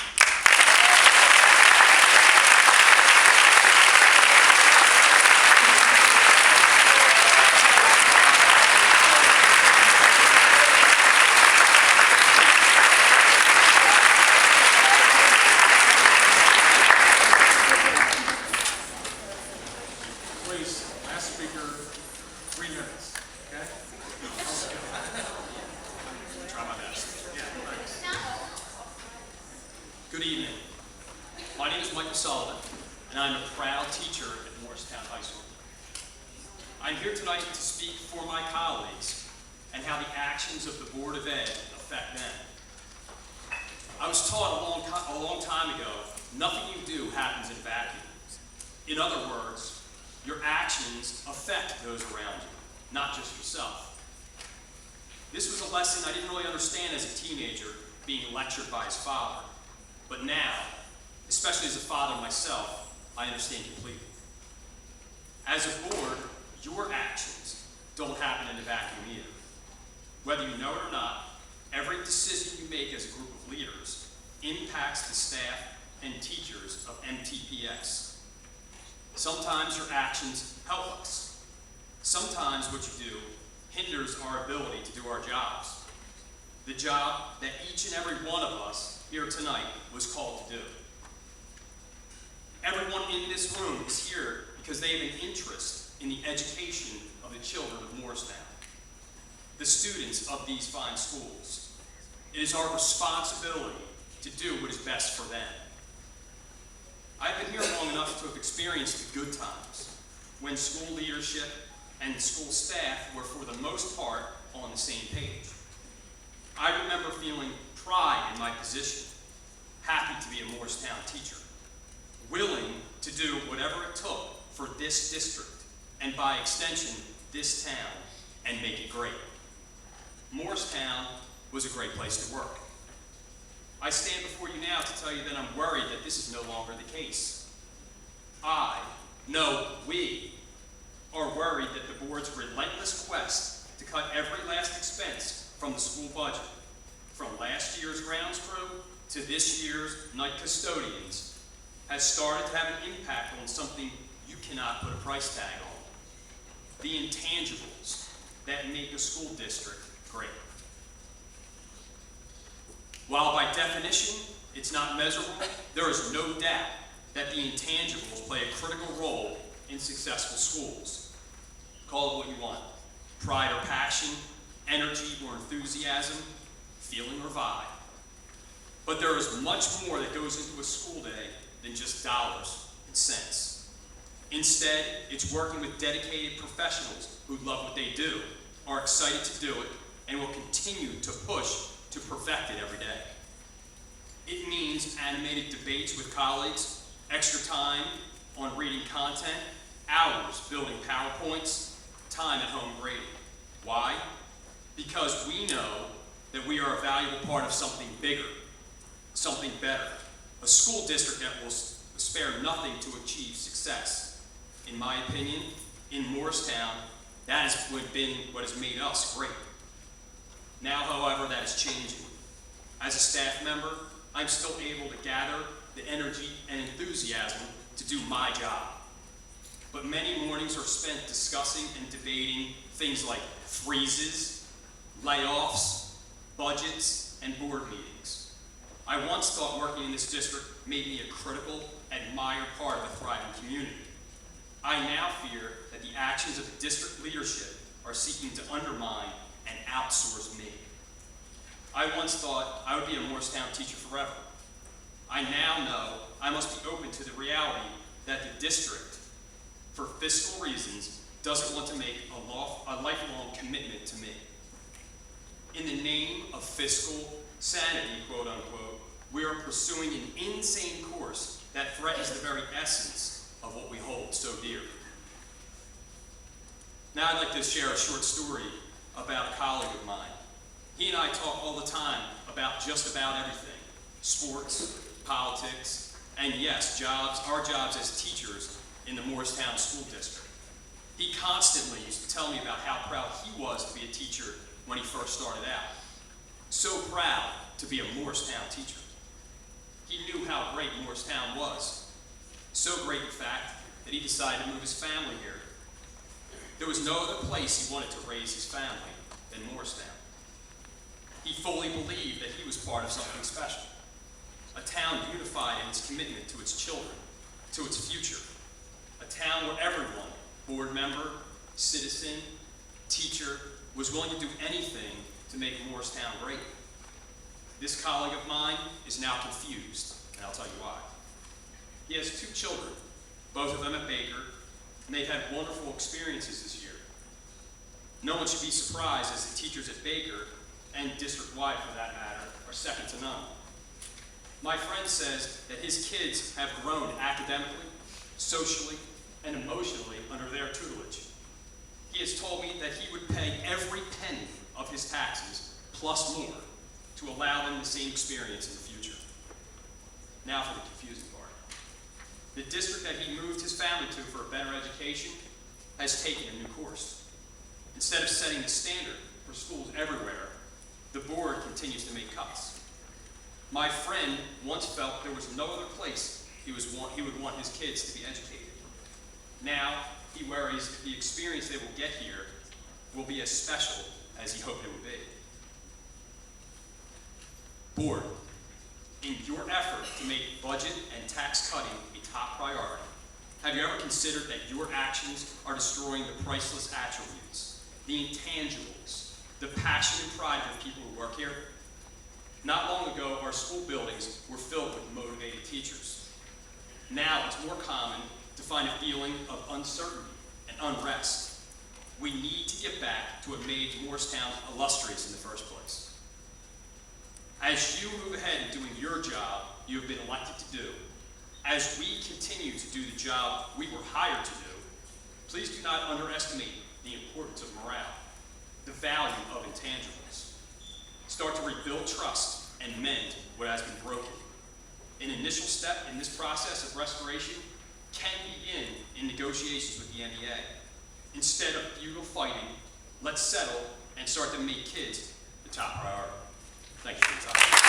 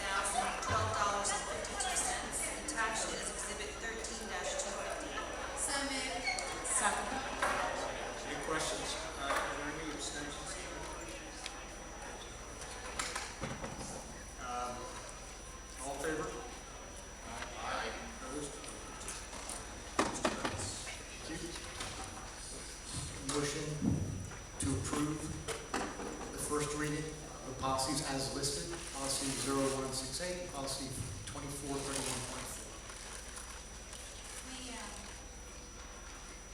Mr. Weinstein. We haven't discussed this. Is there a recommendation coming out of committee? Excuse me, what's the question? No, is there a recommendation coming out of the committee?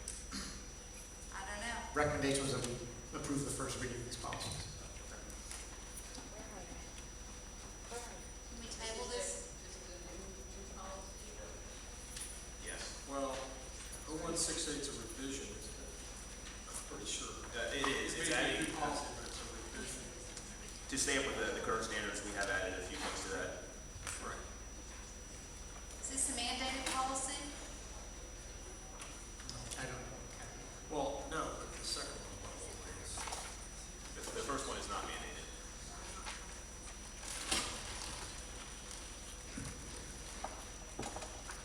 All right, well, let's hold this until Mr. Weinstein is here and can give us let's just table it. Is there a time constraint to try to get it in before the end of the fourth cycle?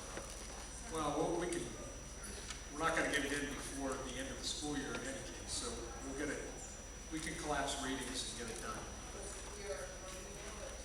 Or two? We are too. Oh, that's right. We changed. Okay, so we can still get it in. Yeah, I don't think there's a rush to get it done this month. We could, if you want to table it. Yes. We can do that. It's tabled.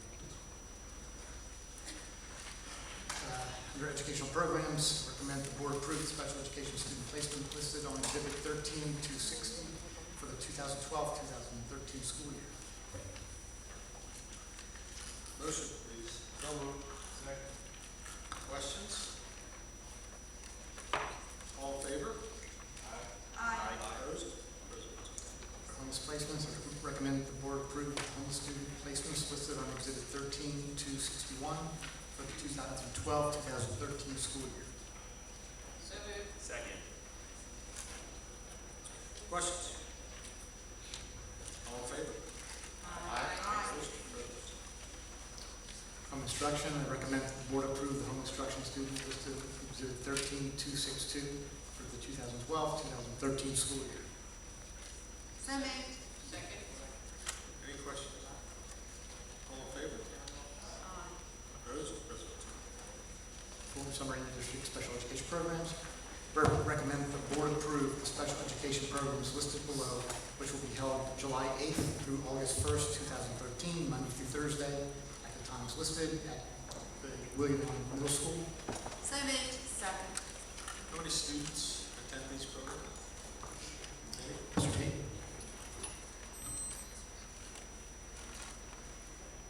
Approximately 60 students attend. Okay, thanks. All in favor? Aye. Opposed? Recommend the board approve the student field trip destinations for the 2012-2013 school year, listed in exhibit 13-263. So moved. Second. Do we know how many students are involved in that?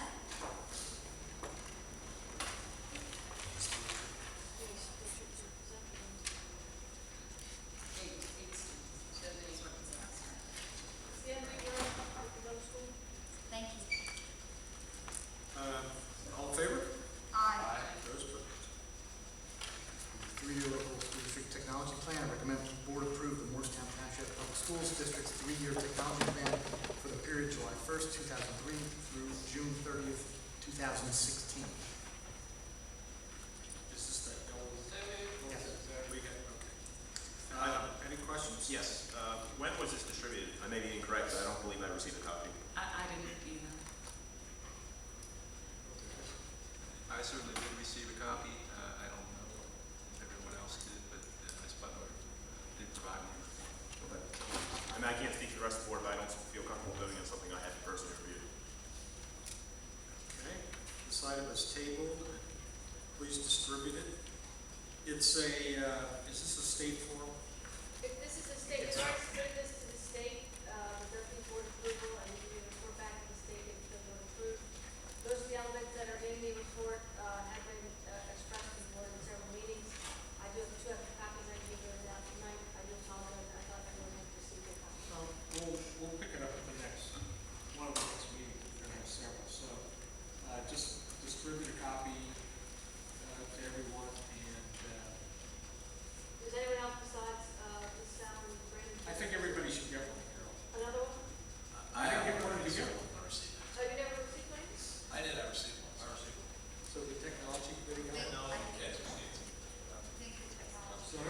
except for the technology committee. Okay. Great, thank you. Yeah, that one. Table that? Yeah, go to 2000, number 7. So enrichment classes, I recommend the board approve Moorestown Township Public Schools District's application for summer enrichment courses, Exhibit 13264. So moved. Second. Questions? All in favor? Aye. Opposed? President votes aye. Reading program K5, I recommend the board approve the purchase of Ruth Mifflin Hardcore Reading Series Journeys, kindergarten through 5th grade, in the amount of, as listed. So moved. Second. Questions? Well, is this the one that Mount Laurel uses? And what was their experience with it? Because I think this is the one that I... See Susan over there, Susan. Mount Laurel, if Mount Laurel purchased prior to February of this year, they did not purchase the Common Core edition of Journeys. This is a new product that came out that meets Common Core. It's actually 2014 copyright. Okay, I'll ask you a couple of questions later. Any other questions? All in favor? Aye. Opposed? President votes aye. Thank you. This is Sugar's. Travel expenditure approval request. I recommend that the board approve the travel expenditure request attached as Exhibit 13-265. So moved. Questions on the list? All in favor? Aye. Opposed? President votes aye. There's also an addendum to that list that is in Exhibit 13-280.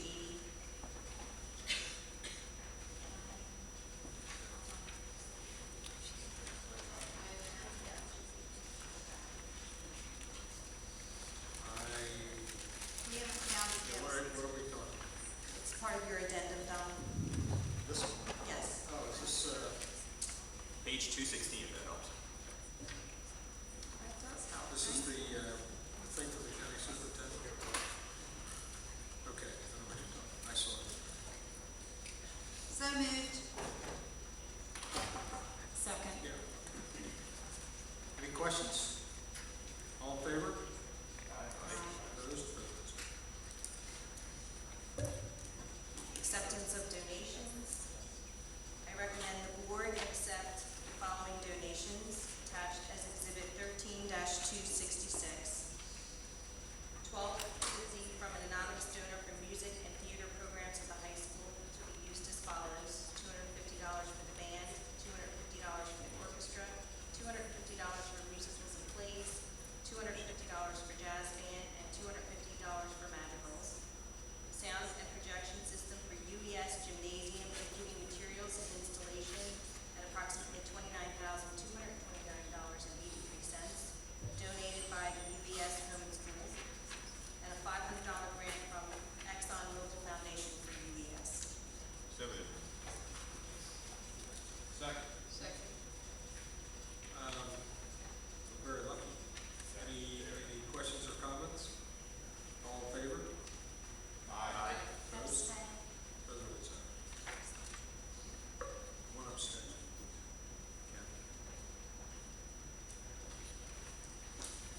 Burlington County Ed Services Unit Non-Public Contracted Services. I recommend the board approve the agreements attached as Exhibit 13-267 with Burlington County Educational Services Unit for non-public, Chapters 192, 193, Chapter 226 for nursing, IDEA, and non-public technology services for 2013-14. Second. Questions? All in favor? Aye. Opposed? President votes aye. We have two resolutions for the child nutrition program. We're treating them separately because each specific school needs a separate resolution. But I'm asking that the board approve both resolutions for the child nutrition program. One is for Archway, and the second one is for Yale. So moved. Second. Questions on Archway?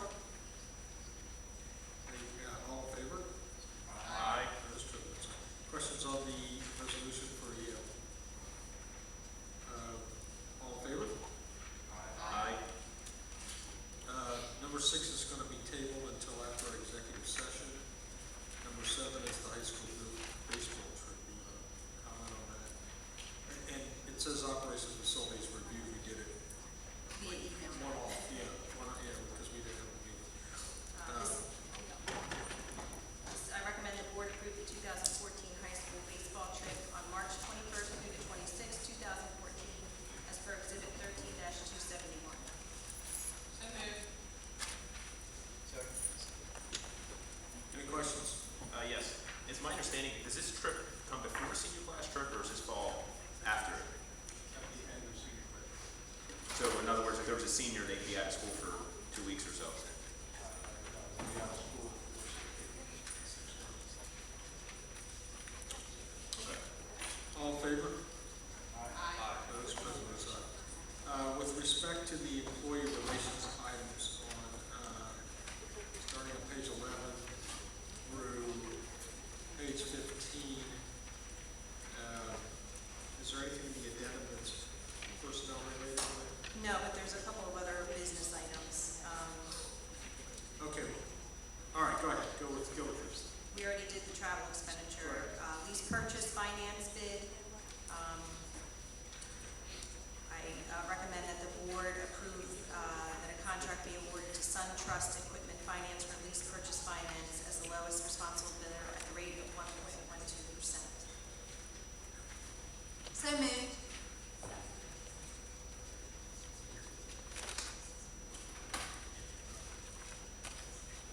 Questions?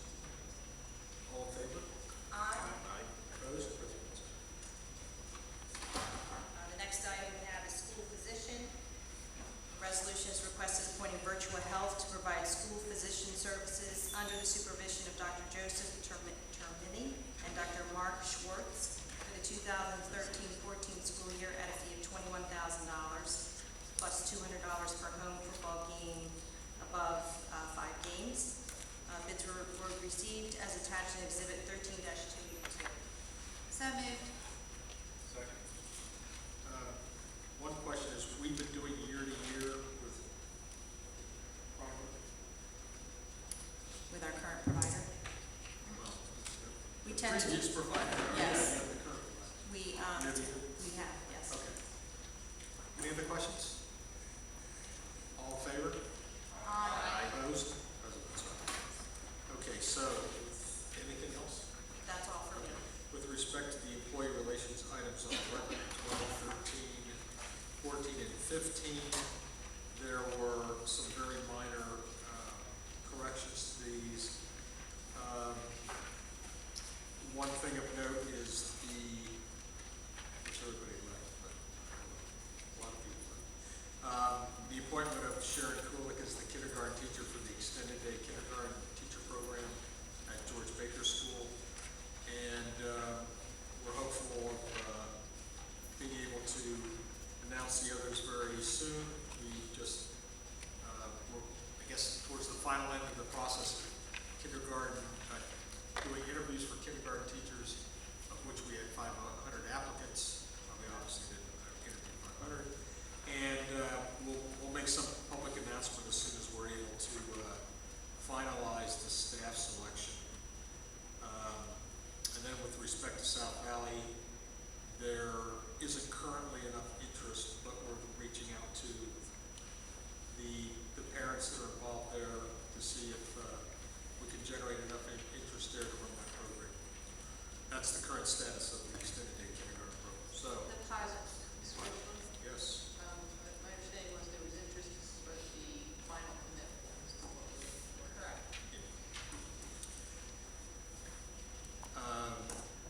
So will you call the roll on these items, please? I make a motion that we accept the positions as listed. The personnel items on pages 11 through 16.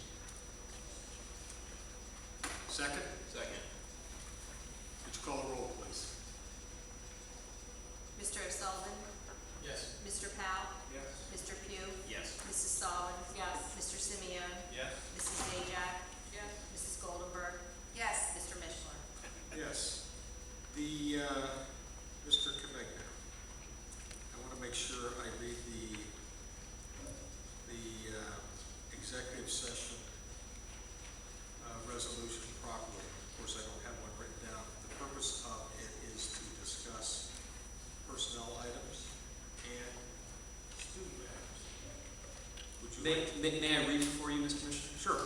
Whereas NJSA 1046 at SEC authorizes the Board of Education to meet an executive session under certain circumstances, and whereas the Open Public Meetings Act requires the Board to adopt a resolution at a public meeting to go into private session, now therefore be it resolved by the Board, it is necessary to meet an executive session to discuss certain items involving matters involving personnel items, matters involving anticipated contract, and other related matters. Be it further resolved that any discussion held by the Board, which need not remain confidential, will be made public as soon as feasible. The minutes of the executive session will not be disclosed until the need for confidentiality no longer exists.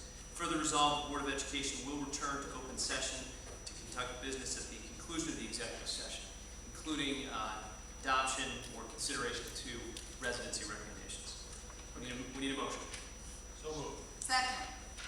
All in favor? Aye. Aye. Opposed? President's aye. Wait, is there another time for public comment, or is it the end of executive? I'm sorry? Is there time for public comment, or is it after executive? No, after we do, yeah, we'll be back in, I'd say, half hour, we'll say. Okay, so the time for public comment is after you come back? It's not before you go into executive session? When we come back.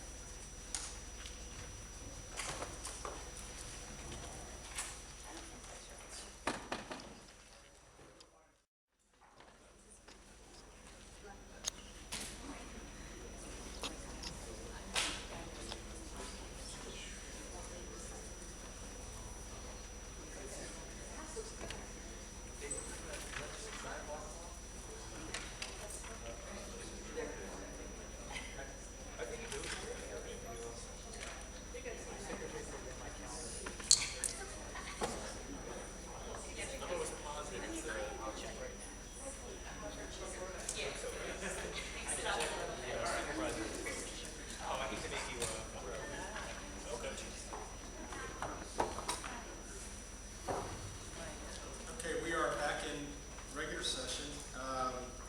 First, may I have a motion to accept the recommendation of the residency committee on 2 student issues, residency issues? So moved. Any questions? I guess we wouldn't have any questions. So, all in favor? Abstain. Aye. President? 1 abstention. Yeah. Okay, we will take public comment one last time. So, Lisa, you wanted to comment? No, my question was going to be, were you going to vote on the issue of the subcontracting at the middle school during this private session, executive session, and come back and do that? That was mine. We never take a vote in the executive session. Hey, Yeah. I meant discuss it and come back. We're Yeah, we going to did vote discuss when you it. return. The item has been tabled and it will remain tabled until such time as it's brought forward again. Hopefully, we have a meeting planned for May 31st. Hopefully by then, if not before then. And what else can I say about that? Well, then I do have a question. Sure. In, I'm sorry, what I was going to say is we have to do something. We have to accept one bid or the other bid because our contract is expired. okay, so, not for nothing, but what was listed in the agenda, I couldn't make heads or tails of it. I had no idea what it meant, and I doubt if anybody could in this room. What did those bids mean? I mean, I still don't even know what it meant because there's like 6 sets of numbers. Right. So what happened to, this is this cost, this is what we pay now, this would be this cost, this is what, it was like nonsense. You couldn't even follow it. That's the first thing about the whole agenda. So what do you mean by 2 bids? The bid that is currently existing for, and just as a point of record and history lesson about the subcontracting in this district, which was just touted as if, oh, it's always been here. That is not the case. Okay? When the elementary schools were subcontracted, it was in the mid-90s, and it was at a great expense. And what actually happened, for the record, not that anyone bothered to ask, was that all of the people who were MTPS employees, no one lost their job. They were all put up to other buildings. That is how it got sold. And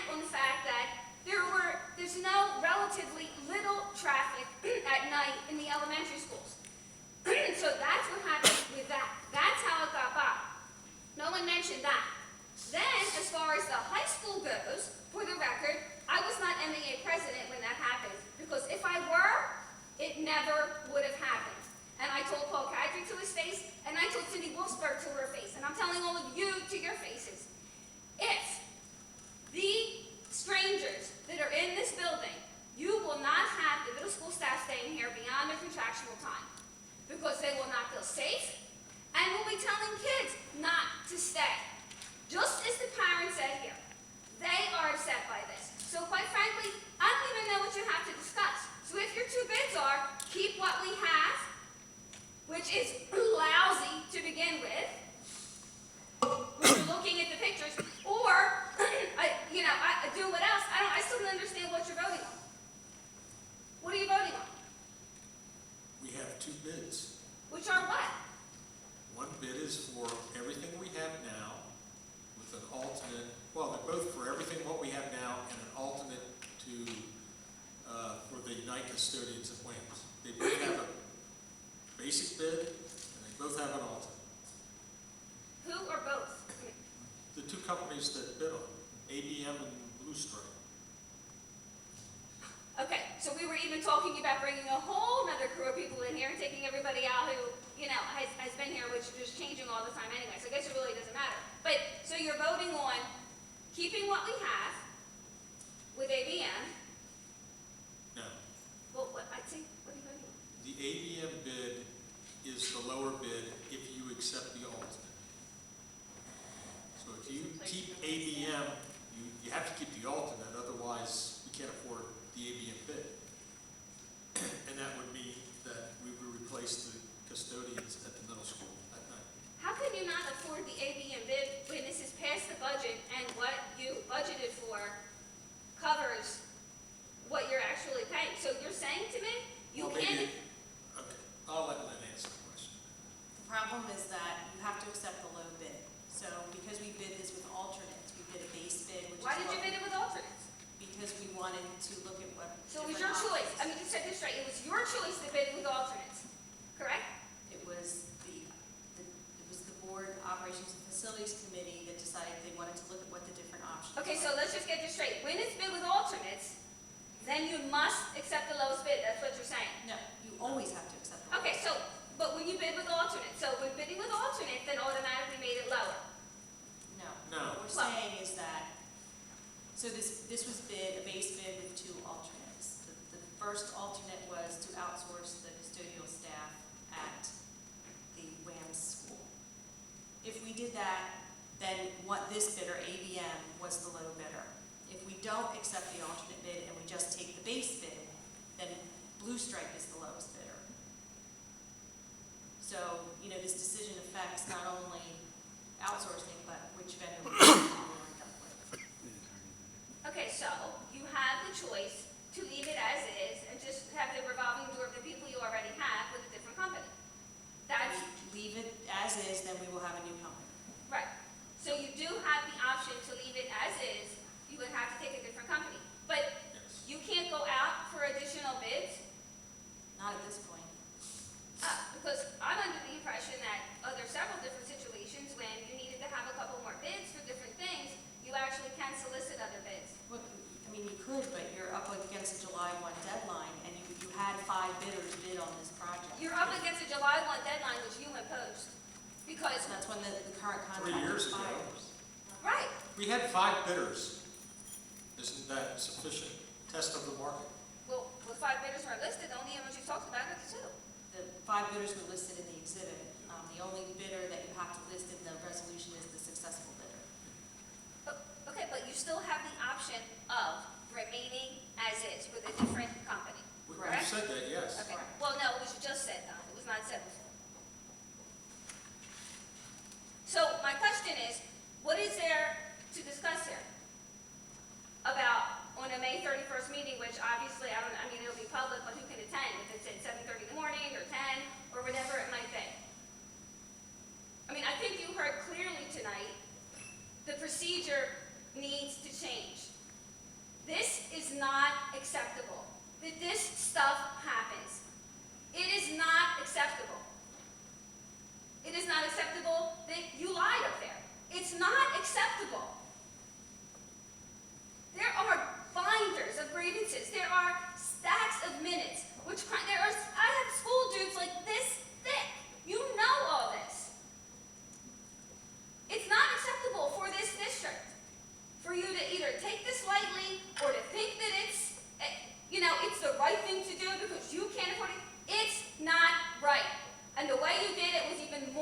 despicable. That's why we are all still sitting here. And everyone in this room agrees with me. So I want to know, what are you going to discuss on some secret meeting on May 30th or 31st or whatever?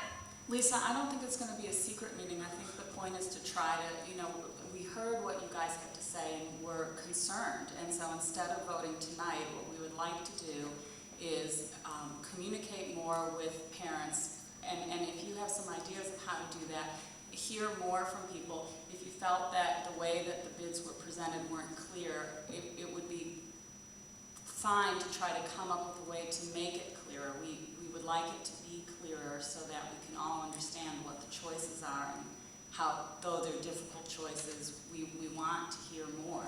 So it's, it's not, I know you're upset and I appreciate it, I really do, and I think everybody here does, and is trying hard not to take it lightly. It's no secret meeting, I promise you. I appreciate your sentiments, however, facts speak otherwise. I'm told about this on Thursday. It's the same message as you change the budget on March 27th, it's due the 28th. You change health benefits on January 29th, we're told on the 30th. It's the same thing. Again and again and again. It's not upfront and it's not honest. And again, my question is, after what you heard tonight, after what you know, after the documentation that we have, what is there to discuss? You have a set budget. You have a set budget.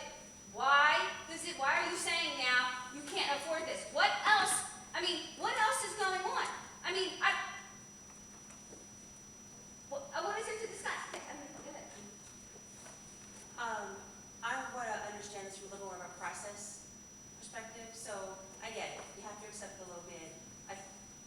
If I'm reading this right, ABM, to get the expanded business, is lowballing the alternate so that you'll give it to them. Blue Stripe, to get the business, is the low bid for the basic bid.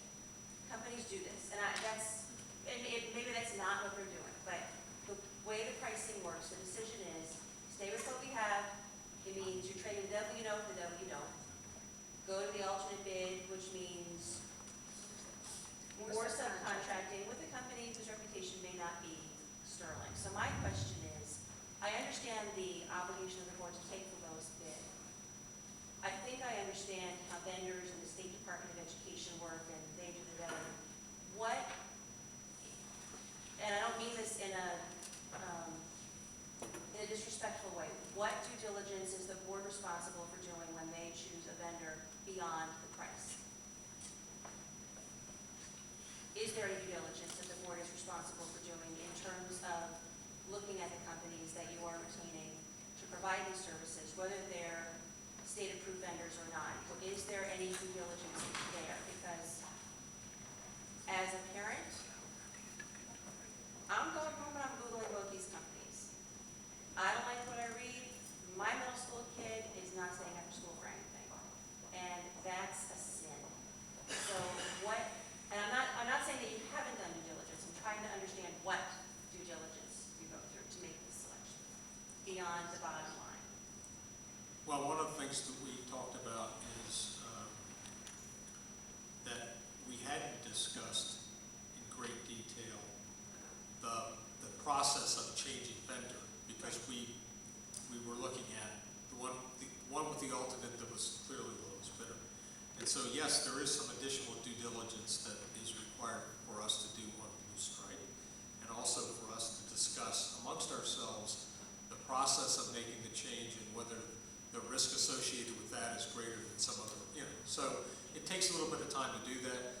We're not going to have any secret meetings. We're not allowed to have secret meetings.